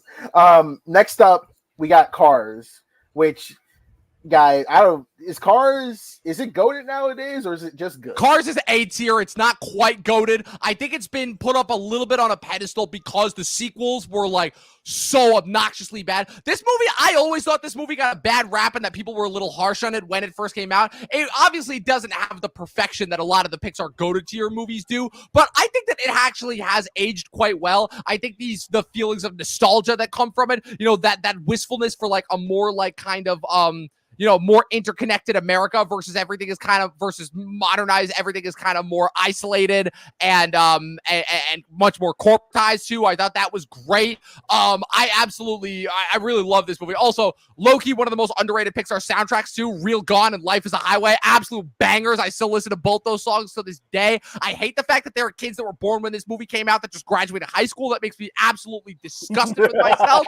And because this is 2006 when this came out, this is the first official Cars movie released under a now Disney-owned Pixar. And it's great. I mean, come on, it gave us in addition to Owen Wilson's iconic wow, it also gave us the ka-chow, So I like Michael Keaton as Chick Hicks. He's like Michael Keaton as Chick Hicks too. He's like ka-chicka, ka-chicka. Hey, say it with me. Ka-chicka. I was like, good. But also, this movie was like really, really like went out of its way to like pay homage to NASCAR, like to the point where they even have like real NASCAR announcers in there doing the voices. Like, this movie's solid. It's really good. Who are you, Rod? I would say I'm sitting between like an A and a B for Cars personally. I think for all the reasons Dom said, very worth putting on the A tier. Mm-hmm. I just think it's missing some of those emotional beats that some of these previous films we just talked about had. Yeah. I can't really highlight a single really standout emotional moment for myself personally with Cars, and that's why I kind of have it more on the lower tier. I wouldn't say lower tier. It's in my top 15, I think, of Pixar films, but compared to something like a Monsters Inc. or a Finding Nemo, it doesn't have that standout highlight emotional moment. I can go back and I cried at that moment. I can give you one. I'll give you three. I'll give you, so for me, it's when Sally is first showing Lightning, or the outline of the interstate, and you get the flashback of what Route 66 used to be versus what the Radiator Springs used to be versus what it is now. That's one. Two, the Hudson Hornet crash, and ultimately how that's how that is juxtaposed with Chick almost knocking the king out at the end, and Lightning choosing to be the better person and saying, fuck the Piston Cup, I'm going to help this guy across the finish line. Like that hits hard every single time. And when he echoes Doc's words to him, also one of the last appearances of the late, great Paul Newman, who that was my introduction to him. So I thought that was great. And then, what was the other one? Oh, there was one other. I can't remember what the other one was, but yeah, it's those two. Those two moments hit me hard, like every single time. I will say one underrated aspect that we didn't mention with Cars is that this is a beautifully animated movie. The landscape shots they were able to get, like the scenes where they were driving and everything, I think they got the light reflection on the cars perfectly. And it's like, I think it's in the comics because my favorite scene in this movie is both Doc drifting and Lightning drifting. Because I think those scenes with that score, it's just like, it's great. And I think with Cars, it does get overly hated on because we're like, well, this is like about cars. But I'm like, if you're a NASCAR fan, it does have those good beats of like, kind of like just learning to slow down in life and not be in the fast lane. And pun intended. And I think I did like Larry the Cable Guy as Mater. I thought his scenes were funny, especially Rod mentioned it earlier. It's like, hey, it's a bad time to mention, but I think you owe me $36,000 in legal fees. But like I think Mater, but without the tuh. Yeah. And but I will say A tier because I think over the years it still is like the best looking Pixar movie, and for Pixar it makes a shit ton of money. Yeah, it does. Those toy sales, oh man, it grinds my gears. Oh my gosh. Another pun intended. So next up we have is Ratatouille, the one Pixar movie that makes me hungry, and I'm gonna put it S tier. I love Ratatouille. It's great. It's great. I'll say of the Pixar Hall of Fame, it's the one that I've rewatched probably the least, but yeah, S tier. For sure. There are some people I know that they don't like Ratatouille, and they're like, "Well, it's kind of dumb because it's a rat." Like, no, it's about the love of cooking, and it's I'm I like, like that's the irony. The fact that a rat, creatures that are typically ridiculed and regarded as only being gross, has this dream to be a chef. You know, in cuisine. Like, come on. What about you, Rod? Yeah, for me, I remember when I first saw Ratatouille, I saw it with my mom, my sister. I think I just started high school. No, this was summer 2007. So yeah, I was getting ready to go into middle school when this movie came out. And at this point with Ratatouille, we were coming off Cars, and I didn't really know what to expect with Ratatouille because I wasn't, like I said, I wasn't in love with Cars. And I was very curious about, okay, Mac, we got a rat who knows how to cook better than a human. All right, what are you gonna do? How are you gonna make me emotionally invested? And from the opening scene, Mac, I was just riveted by the story of Remy and his journey into becoming the chef that he always wanted to be. Anyone can cook, Mac. Yes. Anyone can cook. Also, the scene when Linguini caught Remy cooking, and it's just the silence. He's like, it's just the jump of it. That's kind of funny. Like that is fun. I think with Ratatouille too, I liked the characters. I thought that in a way, I liked Remy's dad because he was like, Yes. Yep. I have to he's pretty much in a way not being an asshole. He's more of like, listen, I love you, son, but you're a rat. You can't live in that world. Like, they will kill you and they will try. But I do like how he starts to show him that there can be more with it. And I do like the critic too. I feel like that I'm glad that you brought him up. Anton Ego. I mean, first of all, the fact that that's Peter O'Toole, and he's the best performance in the movie. He's the best performance in the movie, despite the fact that he's quite literally doing an Ian McKellen impression. It's Peter O'Toole, who is like one of the greatest living actors ever. Pixar always has this thing where after a certain point, they would just get like one absolutely like bonkers A-tier actor who is so overqualified to play a part and yet fits perfectly. They did it with Paul Newman with Cars. They did it with Spacey for Bug's Life. And they did it with Coburn for Monsters Inc. And they do it for Peter O'Toole here. And I'm just like, Peter O'Toole is it like that's never gonna not like blow me away. No, I think, and then the scene when he ate the ratatouille, you can relate to that because we've all had that one sensory thing, whether it be food, a smell that kind of like takes us back to when we were kids. And I like that scene a lot. Sense memory. It's crucial to childhood development, sense memory. And I love that this movie was able to visually portray that. And I want Ratatouille because that shit did look so good, man. I also liked the part it has led to memes with the head chef reading the letter. He's like, "Get my lawyer." He's like, "Get my lawyer." Also voiced by Ian Holm, Bilbo Baggins, that guy. Yeah, this is a good. Also, my favorite chef was the one they were given the backstory with the chefs, and they talked about the guys like it's like I killed the man with this thumb. I gotta do some research. I think that was Will Arnett doing that voice. I don't know. It sounded like it. I want to say maybe 90% sure that was. I'm pretty sure it is. But let's move on to Wall-E. S tier. This movie tier. So one thing about me, I'm gonna get very personal with y'all real quick. My biggest fear is isolation and loneliness, and the scene where because essentially it's a story about a robot who just is alone in a world full of garbage by himself, cleaning up the trash. And the scene when he meets Eva, he's so excited to have a friend, and then she shuts down after he saw the plant. The scene when he's playing Pong with her, and it's just like nothing. That made me cry the most because it was just like, oh my god, like this poor robot just wants companionship. And as soon as she gets the watches off, he's like, I'm attaching myself to you because I don't want you to leave. Because it's so lonely. Poor guy only has a cockroach, even though that cockroach is loyal to the end, which I love it. And I think Wall-E probably has the most to say with his messaging because it is very environmental, saying like, we keep going this world. But I love Wall-E to this day. It is probably I think it's one of the more underappreciated Pixar movies. I do too. Yeah.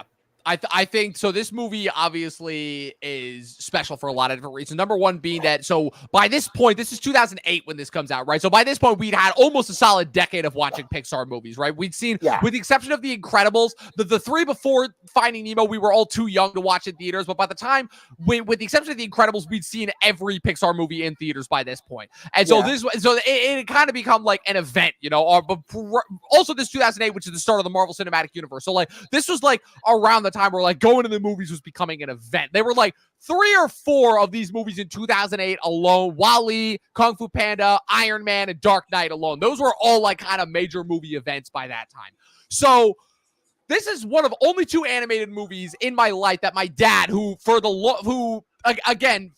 despises animated movies, he can't stand them, has never liked them, and this is only one of 2 animated movies that he actually really, really likes. So that kind of should already tell you something. Oh, wow. The second part being that, wow, watching this movie post-COVID, post-pandemic, wow, this movie hit different. This movie hit different. So fun fact, I worked at Walmart, actually. That was my first job coming out of COVID. And I worked in the electronics section, right? So you would always have the movies playing on screen. And the first movie that was playing on there was Space Jam. I probably watched that movie on a loop about 150 times over the course of like 3 weeks. And then they finally said, okay, enough's enough, and they replaced it with WALL-E. And let me tell you guys, every single time, it didn't matter if it was time 3, time 50, time 150, times, it didn't matter. Every single time WALL-E gets crushed by the thing at the end, I literally seized. Every single time, like clockwork. Like I'd be in the middle of checking out a customer and I'd look up and see that moment and be like, oh, like I just, piece of me would die. And the fact that once again, like, Pixar has made no secret that, like, you know, the majority of their focus was on non-human items, you know, toys, bugs, cars, monsters, fish. The only movie that they had that had superheroes as the lead character was The Incredibles. And this is the first movie that makes you sympathetic for technology and arguably makes the technology more human than the actual human beings in this movie. Not to mention predicting the future like to a fucking T. Like, I even made a comment in my Letterboxd review saying, oh, so this is what we have to look forward to when Jeff Bezos and Elon Musk finally get their rockets going and we'll be like living in colonies in space and on the moon and shit, you know? Yeah. I absolutely love it. Yeah, it's great. Yeah, I think for me, so something about me, Dom, I think I told Mac this before, but like I'm a big softy when it comes to romance and rom-coms. Like I love rom-coms so much. I love romance films, and so this was also kind of like Pixar's first attempt at like a silent movie, because for the first 45 minutes, it's just two robots. Dialogue. Yeah, there's no dialogue. It's just two robots falling in love. And if the movie didn't go into space, and it was just them two on Earth for the entire, how long is it? Be like an hour and 40 minutes, whatever, how long it is. Yeah. Pixar's never had a movie go over 2 hours. So yeah, I think The Incredibles pushed that. Incredibles push it, but that's only the credits. Incredibles is only hour 40, hour 45 at most without the credits. Gotcha.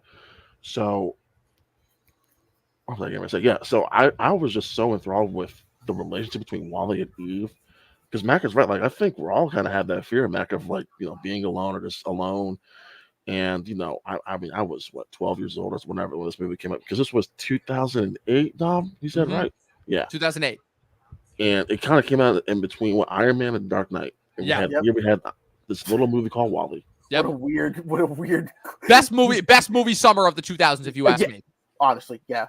Of the 2000s, I would. You know what? I would agree with that. Absolutely. Yeah. Because that's also the greatest summer for comedies ever. Because we get Tropic Thunder, Pineapple Express, Forgetting Sarah Marshall, and Step Brothers are all that year. Yeah.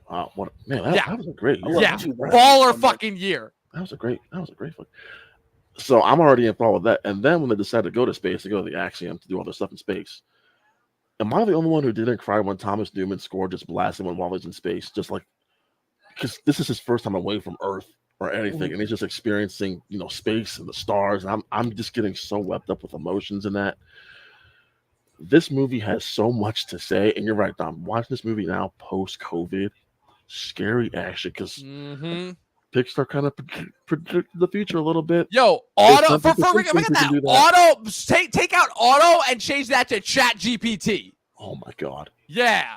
Can we also talk about how the villain was an homage to HAL 9000 from 2000? Literally, but also the fact that they literally jury rigged Apple's Macintosh talk to system. I can't remember the name of it, to literally do the voice for Auto. So that is literally a machine voicing it. That's not a human doing that voice. I remember that. I was like, that's kind of fucking creepy. And if I'm not mistaken, I think didn't Steve Jobs design Eva? That was like I'm pretty sure, yeah. He This designed. movie basically may as well be called Apple the movie. You literally had Ben Burt, the dude who did the sound effects design for Star Wars, doing it, the sound effects and voice for Wally. That's interesting. Wally. So, yeah, I mean, Mac, the amount of times my sister and I have rewatched this movie, just on when it came out on DVD was ridiculous. Because I've seen I go to the movies with my sister a lot. So yeah, the first time I ever seen my sister cry in a movie was The Polar Express.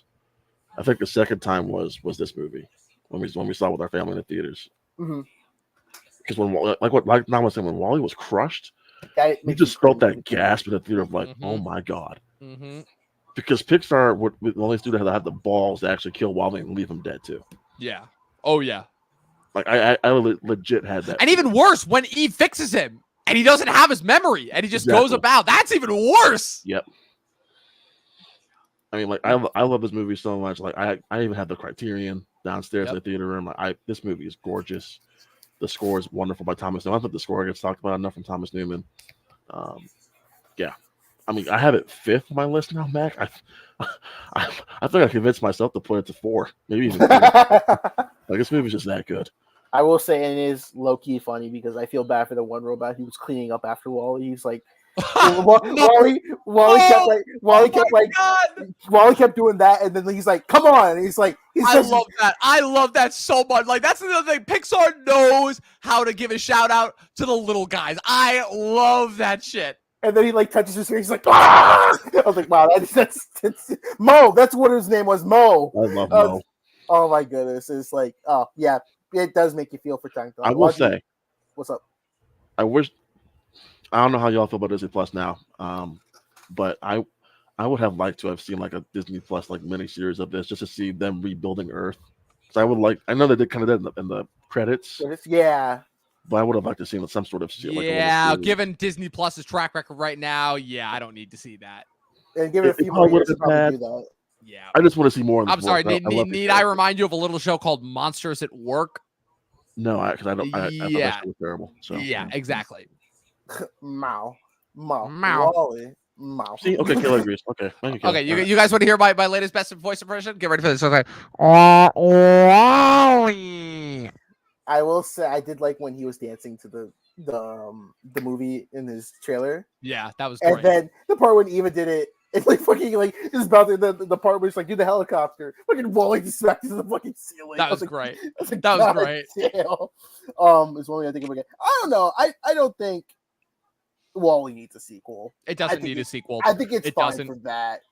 Even though I would like to see what would happen after, but I think it's good to just have it. Well, you know what? Don't be surprised because with Bob Iger's comments earlier this year, I'm not going to be surprised if they greenlight. Oh yeah, me neither. Me neither. So next we got a year later in 2009 we got Up. I call it Up Yours, but I do love Up. What do you guys think about Up? This is a controversial opinion. I think it's overrated. I agree. Not in the Pixar Hall of Fame. Not in the Pixar Hall of Fame. It's the opening scene. That's what people always go back to. It's the opening scene. The rest of this movie, it's okay. I'd be fine with it being an A or B tier, but it is not S tier. Not by damn sight. For me, this is a clear B tier, Mac. I think everything Dom said was right. I think the opening 10 minutes are great. Some of Pixar's best they've ever done. It might be the best thing that Pixar has ever made, just like that opening 10 minutes and how it summarizes the entire life. And what I will say, I don't want it to be said that it isn't a bad movie. It's not a bad movie, but what's it called? I think that it's kind of examination of like how you live your life and everything. You know what it is? It's a movie. I think it was almost a little bit too ahead of its time. Like, I feel like we'll appreciate this more when we are that age, Carl's age, in that movie. But that being said, like, kind of the nonsense with the bird and the talking dogs and shit, like, it was the beginning of Pixar starting to get a little bit too goofy and kind of starting to lose a little bit of what made it great. So that's why it's not S tier. I'm fine with this being an A or B tier. So if it wasn't for the opening scene, which everyone is like, that's the best part of the movie. If the opening scene wasn't in there, what would you feel like that the general consensus with this movie be? If the opening scene wasn't there, I would say B tier. B tier. Yeah. If The opening scene is what ooh, almost pushes it up to A. You know, I'm gonna be very controversial here. If the opening scene wasn't involved or wasn't there, this would be a C or D tier for me personally. It's not that low. It's not that low. There's other movies on this list that would be worse than that. Well, look, we're about to, because I have some very harsh opinions on some of these movies we're going to talk about here in a little bit. Oh, me too. I guarantee you. Me too. I just think this movie is very average. Yeah. I don't really care about. I didn't really give a crap about the relationship between Russell and the kid. I thought the kid honestly was getting on my damn nerves. I thought the dog stuff was getting a little too ridiculous, and then there was even more dogs add on. Yeah, the dogs. I feel like the dogs were getting a little much. I know everybody loves Dog and all the comparisons for ADD people, but yeah. Squirrel. The bird. I don't even know what was the villain's plot. What was the villain wanted to catch the main bird because it was like this prized, supposedly extinct thing, and he was like an explorer. And the whole thing is that like, he had let his exploring nature get like the better of him, and he'd lost sight of it to the point where he was like killing other people. I've lost interest. That too, and also another random iconic great cast. That's Christopher Plummer as the main villain. That's right. So yeah. And then he passed away, and Ed Asner passed away as Ed. Yep. So I will say with Up, I like it because the opening scene is emotional, and I think I like the sense of just adventure because it is just like, hey, we're gonna go on an adventure pretty much. And then the last shot does get me a lot, especially with the house making it to the waterfall where she wanted to go, and I was like, okay, that got me. But I will say it is, after all the years, I will say it is a little bit, but I think I'd still put it in like A tier because I think it deserves A tier. It's still a fun like Pixar movie, to be fair with you. And but moving on to Toy Story 3. Well, I was gonna say like I'll just give like a little hint as far as the audience goes. There are only 3 more movies on this list that make the S tier for me, as far as making the Pixar Hall of Fame, and the rest, I mean, we're gonna get to it, but Toy Story 3 is S tier without a question. I think I would have been fine if it ended with Toy Story 3. I have feelings. It is the ending. I don't acknowledge. Toy Story 4 is like is an Elseworlds movie. Like the series ends with Toy Story 3. It's an Elseworlds movie. I did like Lotso. I thought he was a good villain. I thought he was a great villain. He's a mixture. I feel like Lotso is a combination of Jesse and the Prospector, because I feel like this is a timeline where Jesse was resentful to humans because she was abandoned. Yes. And Lotso held that, but then Big Baby was like, she didn't care about you, and blah, blah, blah, blah. Yeah. It's like, oh shit. And then I do like one of the best things is the fucking monkey on the security camera. Fucking monkey. That like fucking monkey. The phone was like, you gotta watch out for. He's like, take out the monkey. I was like, okay, that's kind of fucking funny. I know Pixar's typically PG ratings prevent them from putting an F-bomb in any of their movies, but if there was ever a moment for them to drop an F-bomb, it would be when describing that goddamn monkey. Oh god, Rod, what do you think about Toy Story 3? S tier, perfect film. This is one of the first time. Well, I wasn't the first time, but this is one of the few times I've seen my mother cry in a movie. Yeah. Oh. This was a very emotional watch because, like, again, going back to Pixar having balls, I thought they were going to do it. I was like, they're really going to kill these freaking toys. Yeah.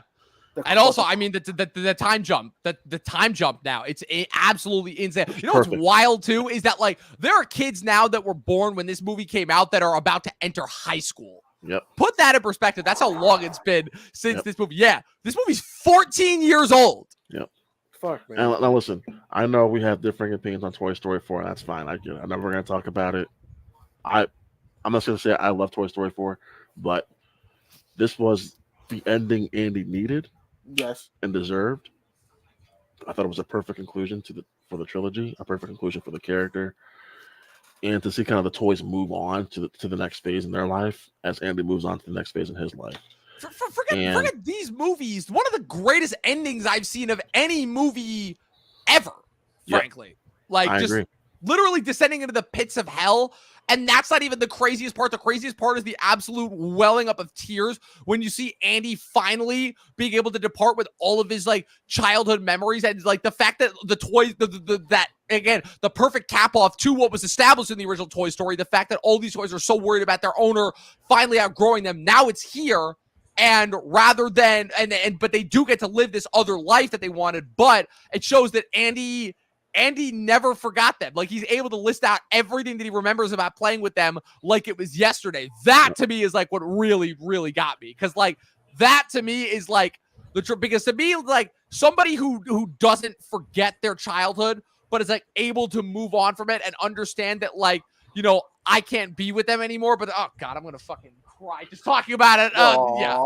Yeah. No, well, I mean, it goes back to like, cause I relate this back to like friendships. Like, you know, I've had friends I've had to say goodbye to because we're not in the same paths anymore and stuff like that. It's just, I mean, this movie's just so relatable. It's so emotional. Yeah. And shout out to bringing back the claw. I honestly, I would not have been mad if this movie won Best Picture at the Oscars that year. Yeah, same. The last animated movie to be nominated for Best Picture. Yeah, that's tell you the insane run that Pixar was on since the first one, and then it started to go downhill. One last thing too. What's up? What a awesome prison break sequence we got. Yo, right? Yeah, that was good. The second half of the movie is basically The Great Escape, and they kind of do the Great Escape better than The Great Escape. Yep. Also, shout out to Buzz being in Spanish for the second half of the movie. And it's I'm not gonna lie.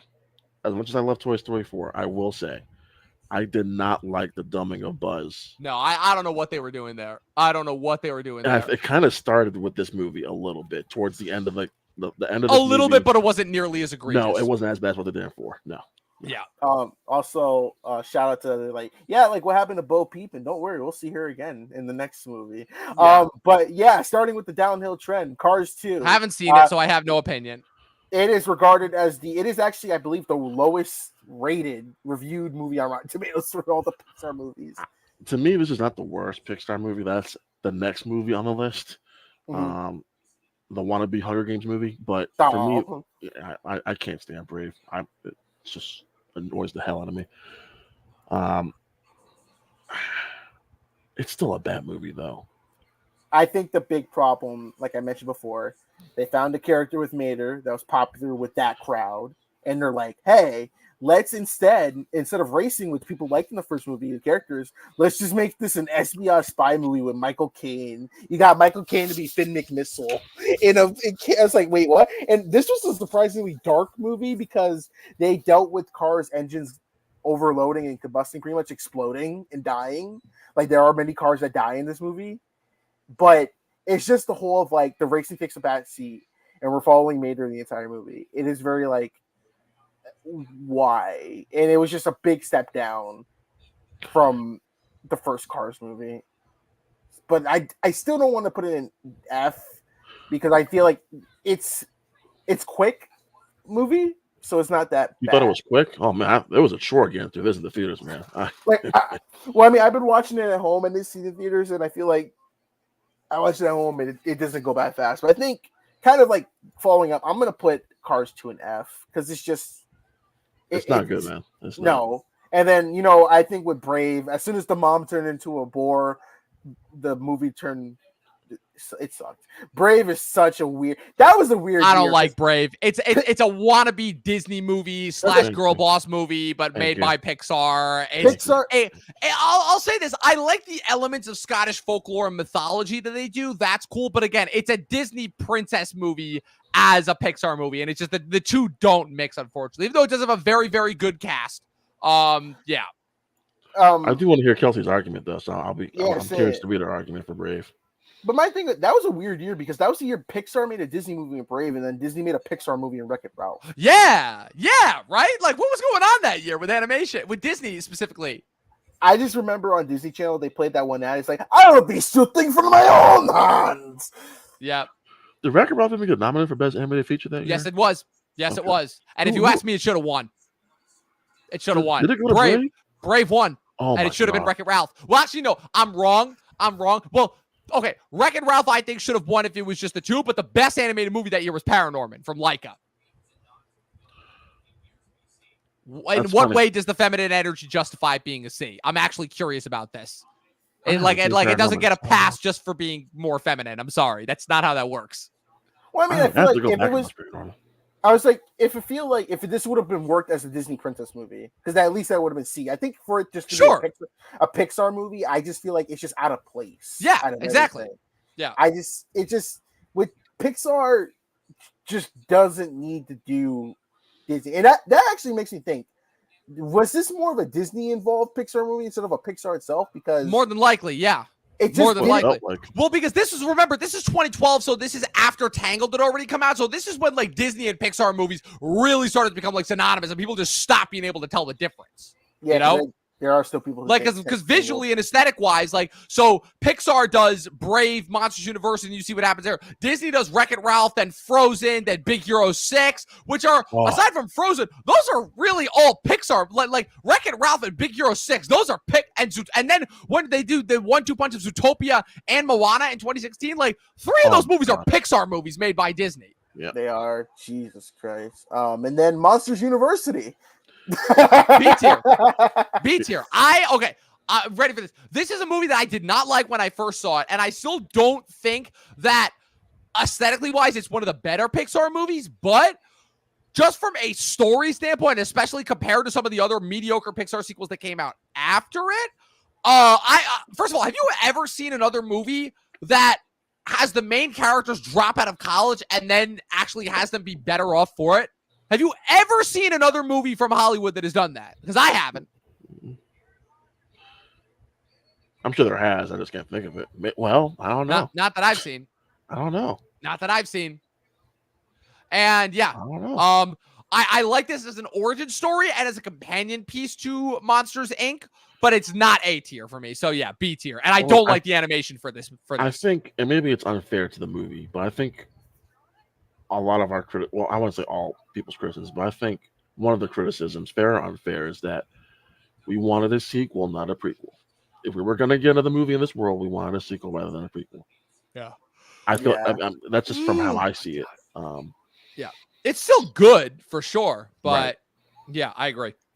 Okay, and then going back to the Brave argument, because it's the first Pixar movie in a while for Disney that was positive for girls, that makes sense. It'd be okay, AD, but I like that she stuck up herself. Okay, yeah, I feel that because it was, like I say, it could have been a very good Disney movie where it's not the stereotype of like she's a princess. She's like, it's like I wish it was a Disney movie instead of a Pixar movie, I guess. But and yeah, Monsters U, I think had a fun advertising strategy. Like I will put it in B tier. I like the Party Hard, the Andrew WK, like random, but okay. But my favorite part was when they broke into the Monsters Inc. And they're like, "Hey, what are you doing up there?" And Charlie Day's character is like, "I can't go back to jail." It just was like, I was like, "Wait, okay." And I do like the character art of Mike Wazowski. And it's like he's kind of realizing I'm not really that scary.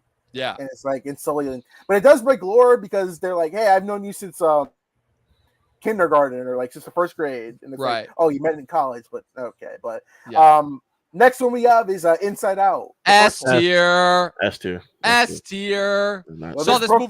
Saw this movie the week I graduated high school. Ooh. Oh wow. Yep. There's a reason why. Yeah, you're gonna see every movie that's in the Pixar S tier has hit me at a very pivotal moment in my life. Inside Out is. It's genius. It's a genius movie. It's a genius concept. First of all, taking the idea of Pixar non-human characters and elevating that to another level. It's absolutely genius. And then the implication that has on real life and the fact that this movie literally provided an outlet for therapists with which to teach kids about themselves and their emotions and development. This movie's fucking brilliant.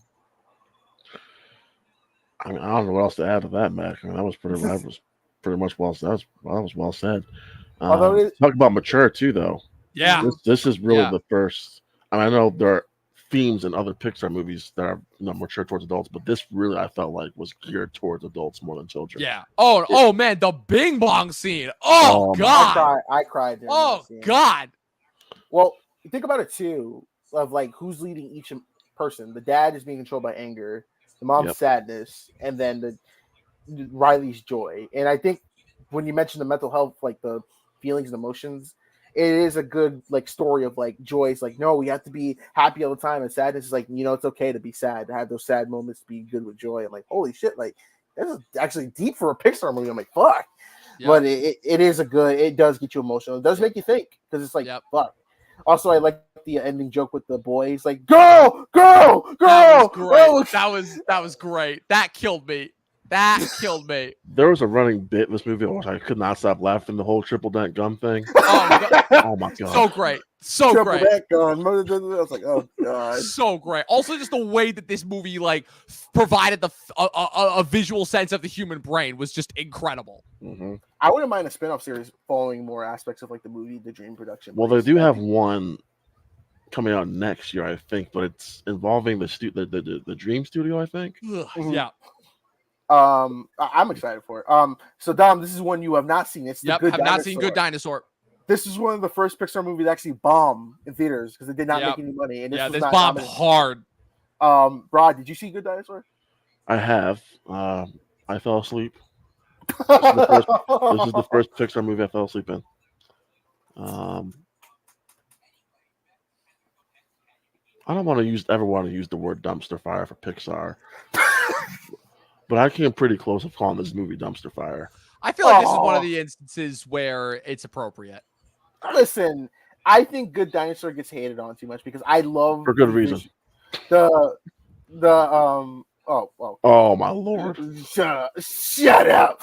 I think Good Dinosaur is unique. I think them having the designs of the dinosaur like Arlo is like a kind of like a cartoon how we would draw dinosaurs, and I think the visuals of the movie is great. I love the water effects and everything and the animation, but I do think the story is like, hey, what if the meteor didn't hit it? So I think that it was a little too generic. And that movie was in production hell for I think like 10 years. Like they re-scrapped it and actually had to start over again. Yeah, I don't remember if it was in production for that long, but it was in production hell for quite a while. There's a better Disney dinosaur movie out there called Dinosaur from 2000. Yep. Just watch that. Yep. Great movie. Yeah. Great movie. But I guess I'll put it in C tier because it is a little just kind of cliched and generic. Next up, we got Finding Dory, the long-awaited sequel to Finding Nemo. I'm gonna say C tier for this one. I'm not a fan of this movie at all. I think that the amount of praise that people have given it, I think it's overdue. First of all, taking Dory and making her a lead character. Like she worked for Finding Nemo, but her as the lead of this movie, it's just kind of a whole lot of pointless like meandering. I don't find the plot compelling. Ed O'Neill is the octopus. Okay, whatever. And her reuniting with her parents at the end. Okay, great. But yeah, it's kind of a pointless movie. They tried their hardest, but yeah, it's just whatever. This one. You know, I'll say this. I kind of feel about this. How do you feel about Monsters University? And I wasn't for this. You know, I was excited we were going back to this world, but I'm like you. Does Dory need to be the central point, the focal point of this movie? Can we focus on Nemo again or more with Marlin? I don't know. Or did Finding Nemo even really need a sequel to begin with? No, not really, no. Exactly. That being said, I did find enjoyment with this movie, especially when Dory went to the aquarium. That being said, what made that first movie special, all that went away in Finding Dory. Yep. I agree. I think all the heart was gone from this. You know, this felt like a Despicable Me movie underwater. Mm-hmm. Yeah. Yep. I couldn't agree more.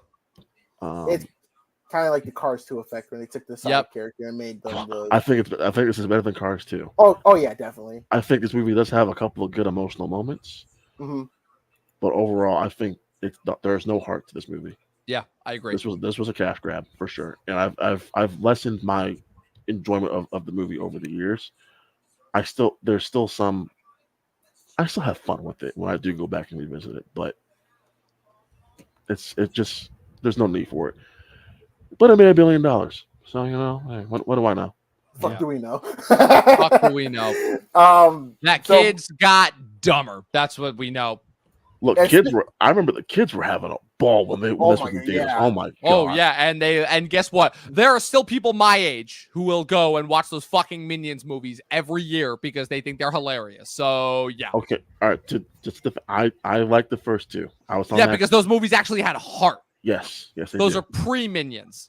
Okay. All right. Well, don't kill me, Dom. I didn't want you to kill me. So next we got Cars 3, and this I've not seen it. This one was infamous because it had that teaser trailer where it looks like it was going to be dark and gritty when Lightning McQueen. Christopher Nolan made that trailer. I'm telling you.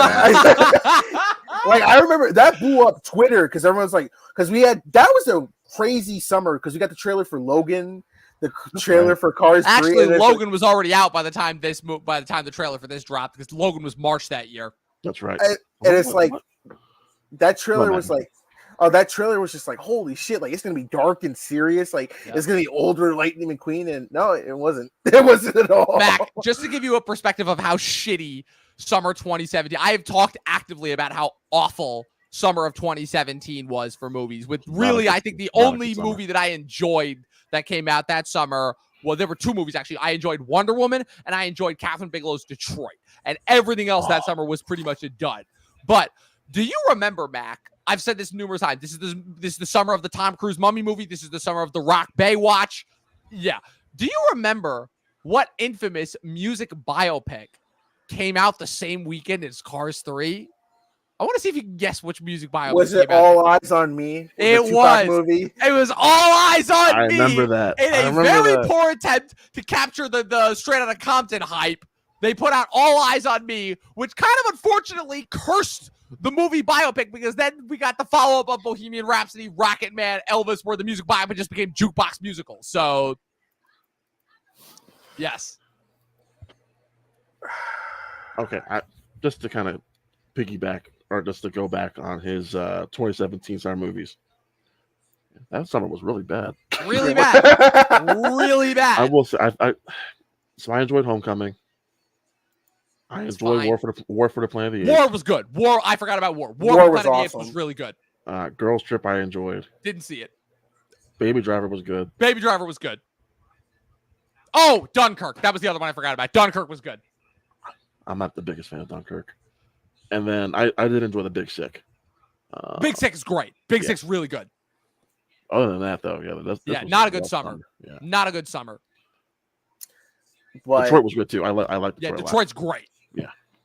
Dom, Kelsey wants to know what's wrong with Bohemian Rhapsody. Oh God, listen. This podcast is already This is already the longest goddamn live stream I've ever been on. I don't need to make it longer by detailing why Bohemian Rhapsody sucks. But with Cars 3, it's just the typical, hey, I'm going to just teach you new. So it's kind of generic. So I'm going to put that in. Like, it's better than Cars 2, but I still put it in like a D tier because it's all right. Coco. They do have some good stuff with Doc Hudson in here. They do something I like what they did with Doc here. They kind of did like a trip down memory lane with the character. It gave you more backstory into it, and I liked it. Yeah, I did enjoy that. Next up, we have Coco, the one where Pixar, aka Disney, said sorry for trying to buy Cinco de Mayo. Here's a movie for y'all. Okay, so I just want to say this right at the bat. So, different girl, not the same girl, Mac, but I wanted to go see Coco in theaters. Right, this was back in college. This was my senior year of college. Do you guys remember that 40 freaking minutes? Oh, the Olaf short. Oh God, how could I forget? And so my rating of this movie, unfairly, has a lot to do with that 40-minute short.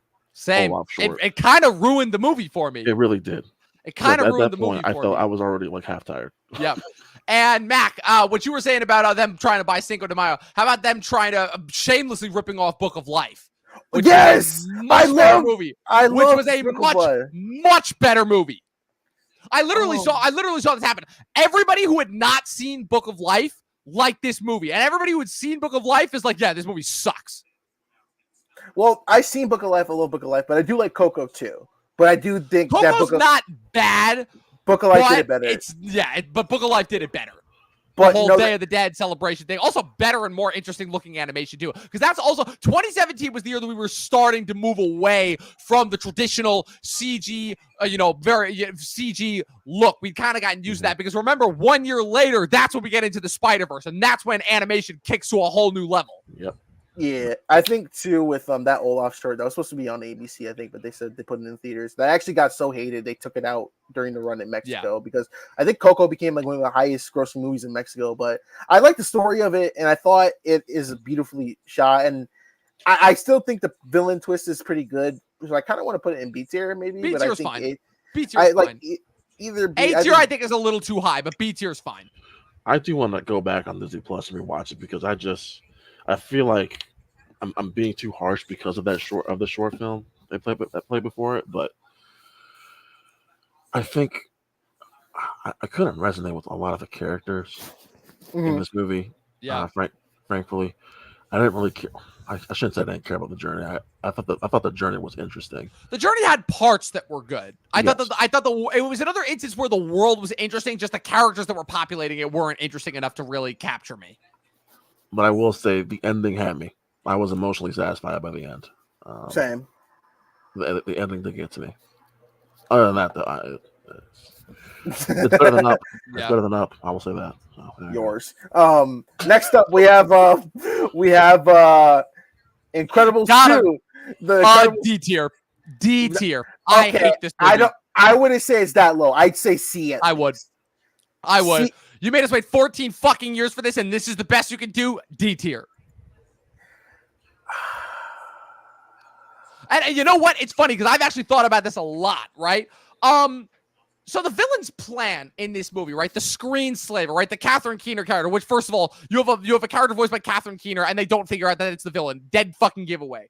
The villain's plan is to frame superheroes by causing another incident in order to keep the superhero restrictive act going because her parents were killed by robbers. An act that could have been prevented By if superheroes were a thing. And her whole thing is, people need to be more self-reliant and less reliant on superheroes. And I'm like, how reliant was your dad when he was getting shot by robbers? Like, don't you think superheroes would have been a little helpful there? Nice going, Thomas Wayne, you jackass. Literally, I'm sorry, but this is such a clear instance of, okay, that Jack deleted sequence that we had from 1, we had so much fun with. We want to do a whole sequence and movie around that. How do we do that? And they came up with the fight scene between him and the raccoon, which was great. Come on. Was great. That should have been a fucking short in and of itself. And they clearly did not give a shit about the rest of the movie. They clearly didn't. Okay. So clearly we're all on opposite. We're on some opposing views here when it comes to The Incredibles 2. So I'm probably coming from a little bit of bias here, Dom, and maybe that's why I have this movie higher up than probably most people will on their lip. Because when I say I love The Incredibles, excuse my language, Mac, I fucking love this movie. Oh, I love it too. That's what made me so angry about it. Is I'm like, The Incredibles is a fucking god tier movie, and this is the best you could do following it up. So I think for me, Dom, and maybe you can judge me on how I went into the movie, whatever. I was kind of going on the sort. I didn't need to be as good as the first because I knew it probably wouldn't be, right. That movie had a great plot. It was mature, great villain. It was a perfect package. I didn't need that. What I needed was just the core family and that relationship of the family grows more. I didn't quite get that with this movie. What we kind of got basically was a role reversal, right? Of now it's Elastigirl on the forefront and Mr. Incredible is at home. Yeah. I'm not gonna lie. I dug it. It worked for me. So I got some great set pieces out of it. I enjoyed seeing Mr. Incredible kind of dealing with some of the home life, especially with Violet and her kind of going through, her teenage stuff with boys and all that stuff. I will say, Dom, to your credit, I thought the villain was weak. Bad villain. Really, really, really weak villain. There isn't as strong of an emotional core as the first one. Right. And I think that's what's missing. And I think it's what's crucial to The Incredibles and really to Pixar as a whole. I think they substituted that for more entertainment pop value in the second movie. Yep. And for a lot of people, that probably didn't work. For me, it did work because I can always go back to that first movie for that emotional hook. So I was okay. I'm okay with that. I was okay with that for me. For me personally, it worked. See, for me, my whole thing is I'm like, look, if you're following up something like that, you need to put the same amount of effort, if not more, into it. And the fact that I, multiple times to multiple different groups of people, pitched a better version of this movie than the version that we got. First of all, this should not have taken place immediately after the events of the first one. This should have taken place several years later. The kids should have been more grown up. Yes. It should have had more of okay, so now we've had. This is ultimately a movie about a family unit of superheroes, right?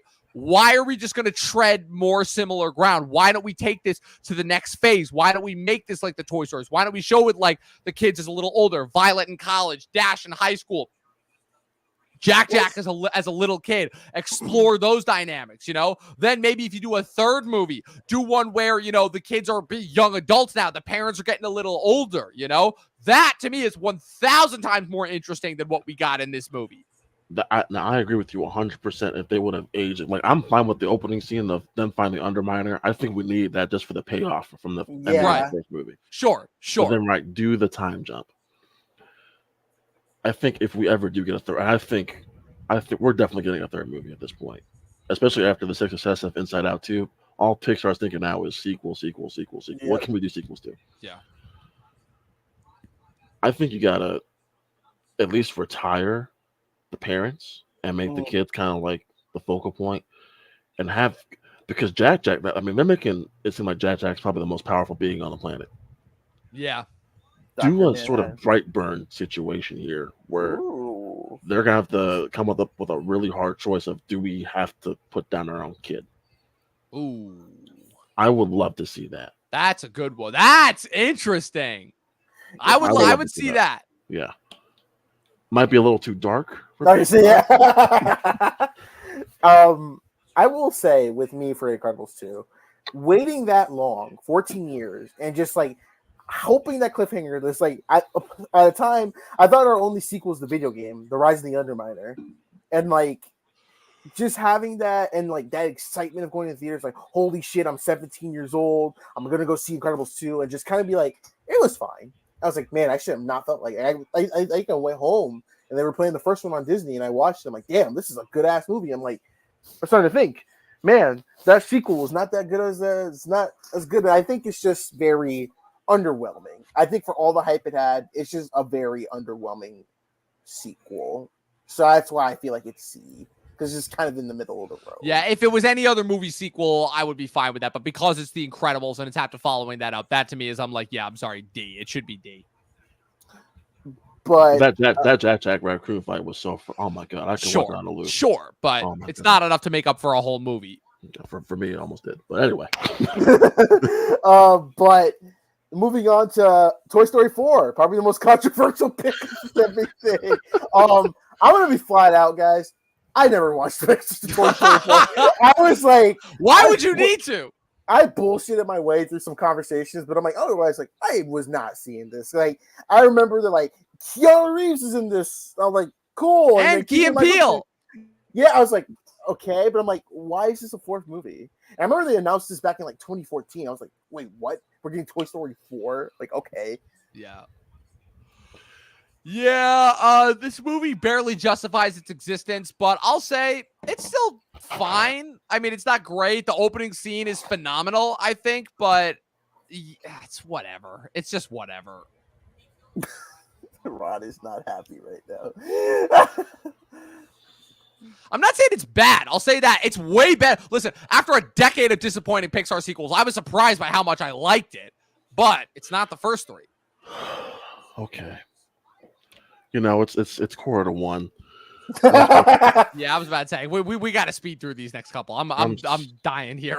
I'm supposed to be doing some day drinking and like at 10 o'clock in the morning, so I gotta get. Oh wow. I'll say this. My Cliff Notes version, or my Spark Notes version, Mac. Toy Story 3 was a great conclusion to Andy's story. I thought Toy Story 4 was a great conclusion to Woody's story, even though they're clearly going to find another way to bring him back for Toy Story 5, because how are you going to do Toy Story 5 without Woody? Yeah. Yeah. There you And go. they're going to keep doing Toy Story 6, 7, 8, 9, however many of these with Tom Hanks's freaking voiceover captured by ChatGPT. So, yeah. Exactly. So I've seen a lot of comments about Woody's decision and how people didn't really like what Woody did at the end of this movie. And I'm just saying to myself, Mac and Dom, we had another movie come out earlier that year where a selfless character did a very selfish thing, and no one had a problem with it.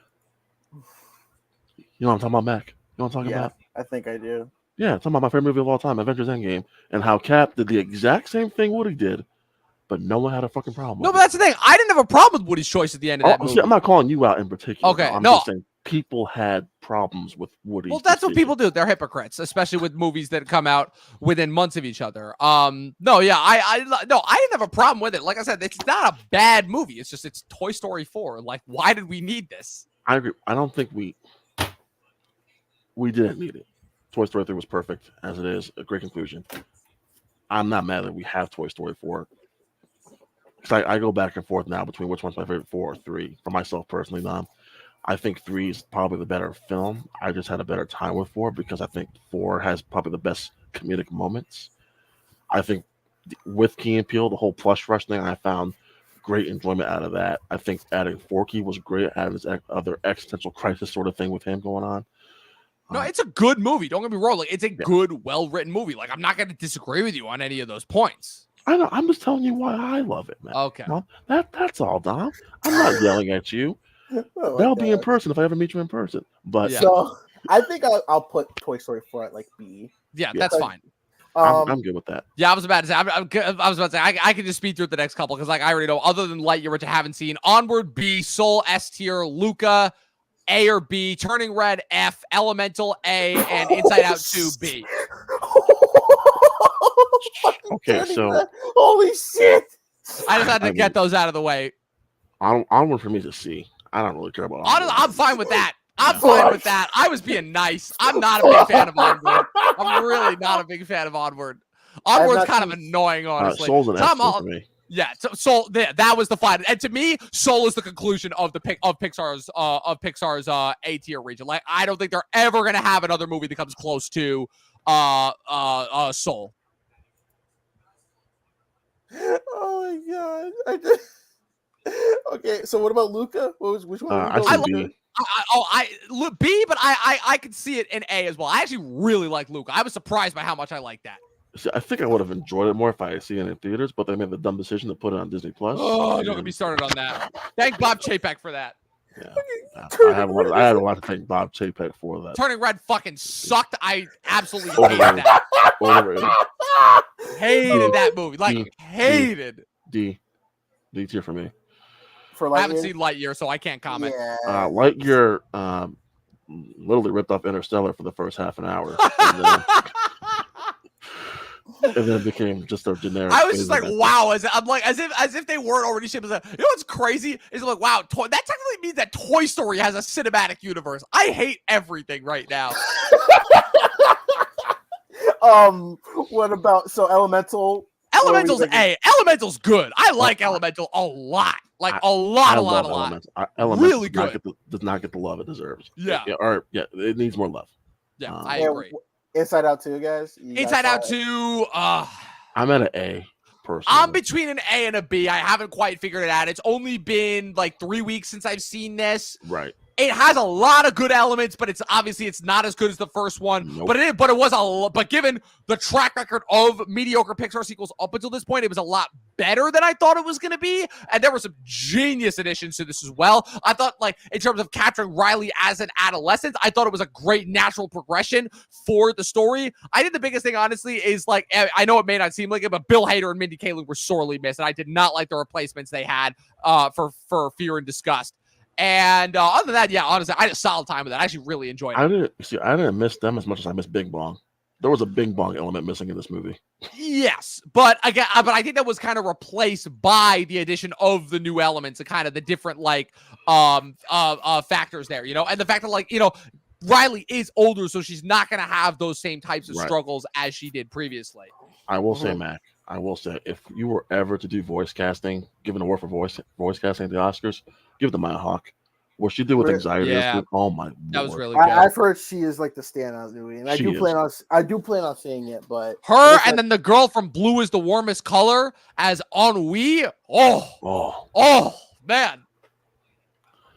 and then there's a sequence in a vault that had me dying. That was Oh my great. God. That was hilarious. So good.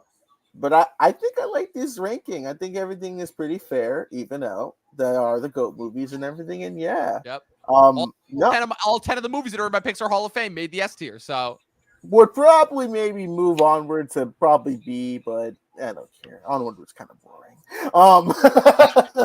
Onward sorry, was Kelsey. whatever. Listen, I'm sorry, Kelsey. And Onward was like just because it was Spider-Man and Star-Lord in the movie, everyone was losing their shit. For a second, I thought that Onward was the last movie that I saw in theaters before the COVID lockdown, but then I remembered I'm like, no, I saw The Hunt in theaters. That was before my the last COVID movie lockdown. too. That was the Yep. last movie I saw before the COVID lockdown.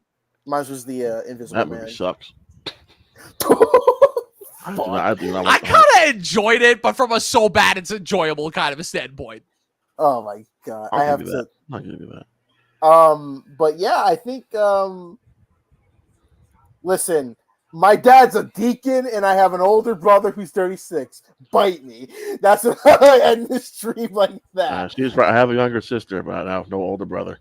Yeah, I'm the oldest of my family, so. But she kids. But yeah, no, it's almost 1:00. Holy shit. Well, thank you all for tuning in. Rod, Dom, thank you guys for coming on. We got to do this again, probably earlier. I just figured it'll be better because just working everyone's schedule. But weekend we talk about you guys can come up with some tier lists and put me through the paces.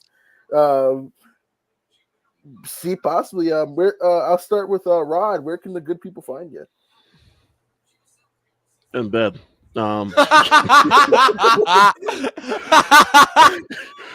You can find me on my Instagram handle at the Cinema Gallery. That's the Cinema Gallery with 3 L's. My profile pictures with Kevin Feige, Dakota Johnson, and Robert Downey Jr. And then you can find me. I am one half of the Infinity Film Podcast. Myself and my buddy Benjamin Saunders. Start recording again next week, Mac. We're back. We're back in action next week. So, hell yeah, getting back in the groove. Nice, Don. What about you? Where can the good folks find you? At Movie Nerd Reviews across all platforms, at Official Talking TV Podcast across all platforms, and then subscribe Talking TV on YouTube. Awesome. So, Dom, do you talk a lot of TV on your podcast? I try to split it up half and half, but yeah, I'd say I talk a decent amount of TV. Have you finished The Bear? I have. I am 4 episodes. I'm about to start episode 5 before I go to bed. Yeah, I binged the whole thing in 2 days, like I did last year with season 2. I did that last year, and I was like, I'm gonna try a different approach and give it and like just let it marinate this season. I wish I could. No, honestly, saying going off a couple comments, Kelsey saying we should do Miyazaki movies. I'm for that because I've seen every Miyazaki movie. I was also going to suggest Christopher Nolan movies too for another ranking. I am down for Nolan. Yes, I'm not going on vacation this year, so Tenet's underrated. Just I agree. We gotta plan this for the next time. But thank you all for coming by. Thank you all for stopping by and watching. We'll be live probably within maybe near the end of the month. We'll see what everyone's schedule is. But until next time, make sure to check these out in the comments below, and have a good night.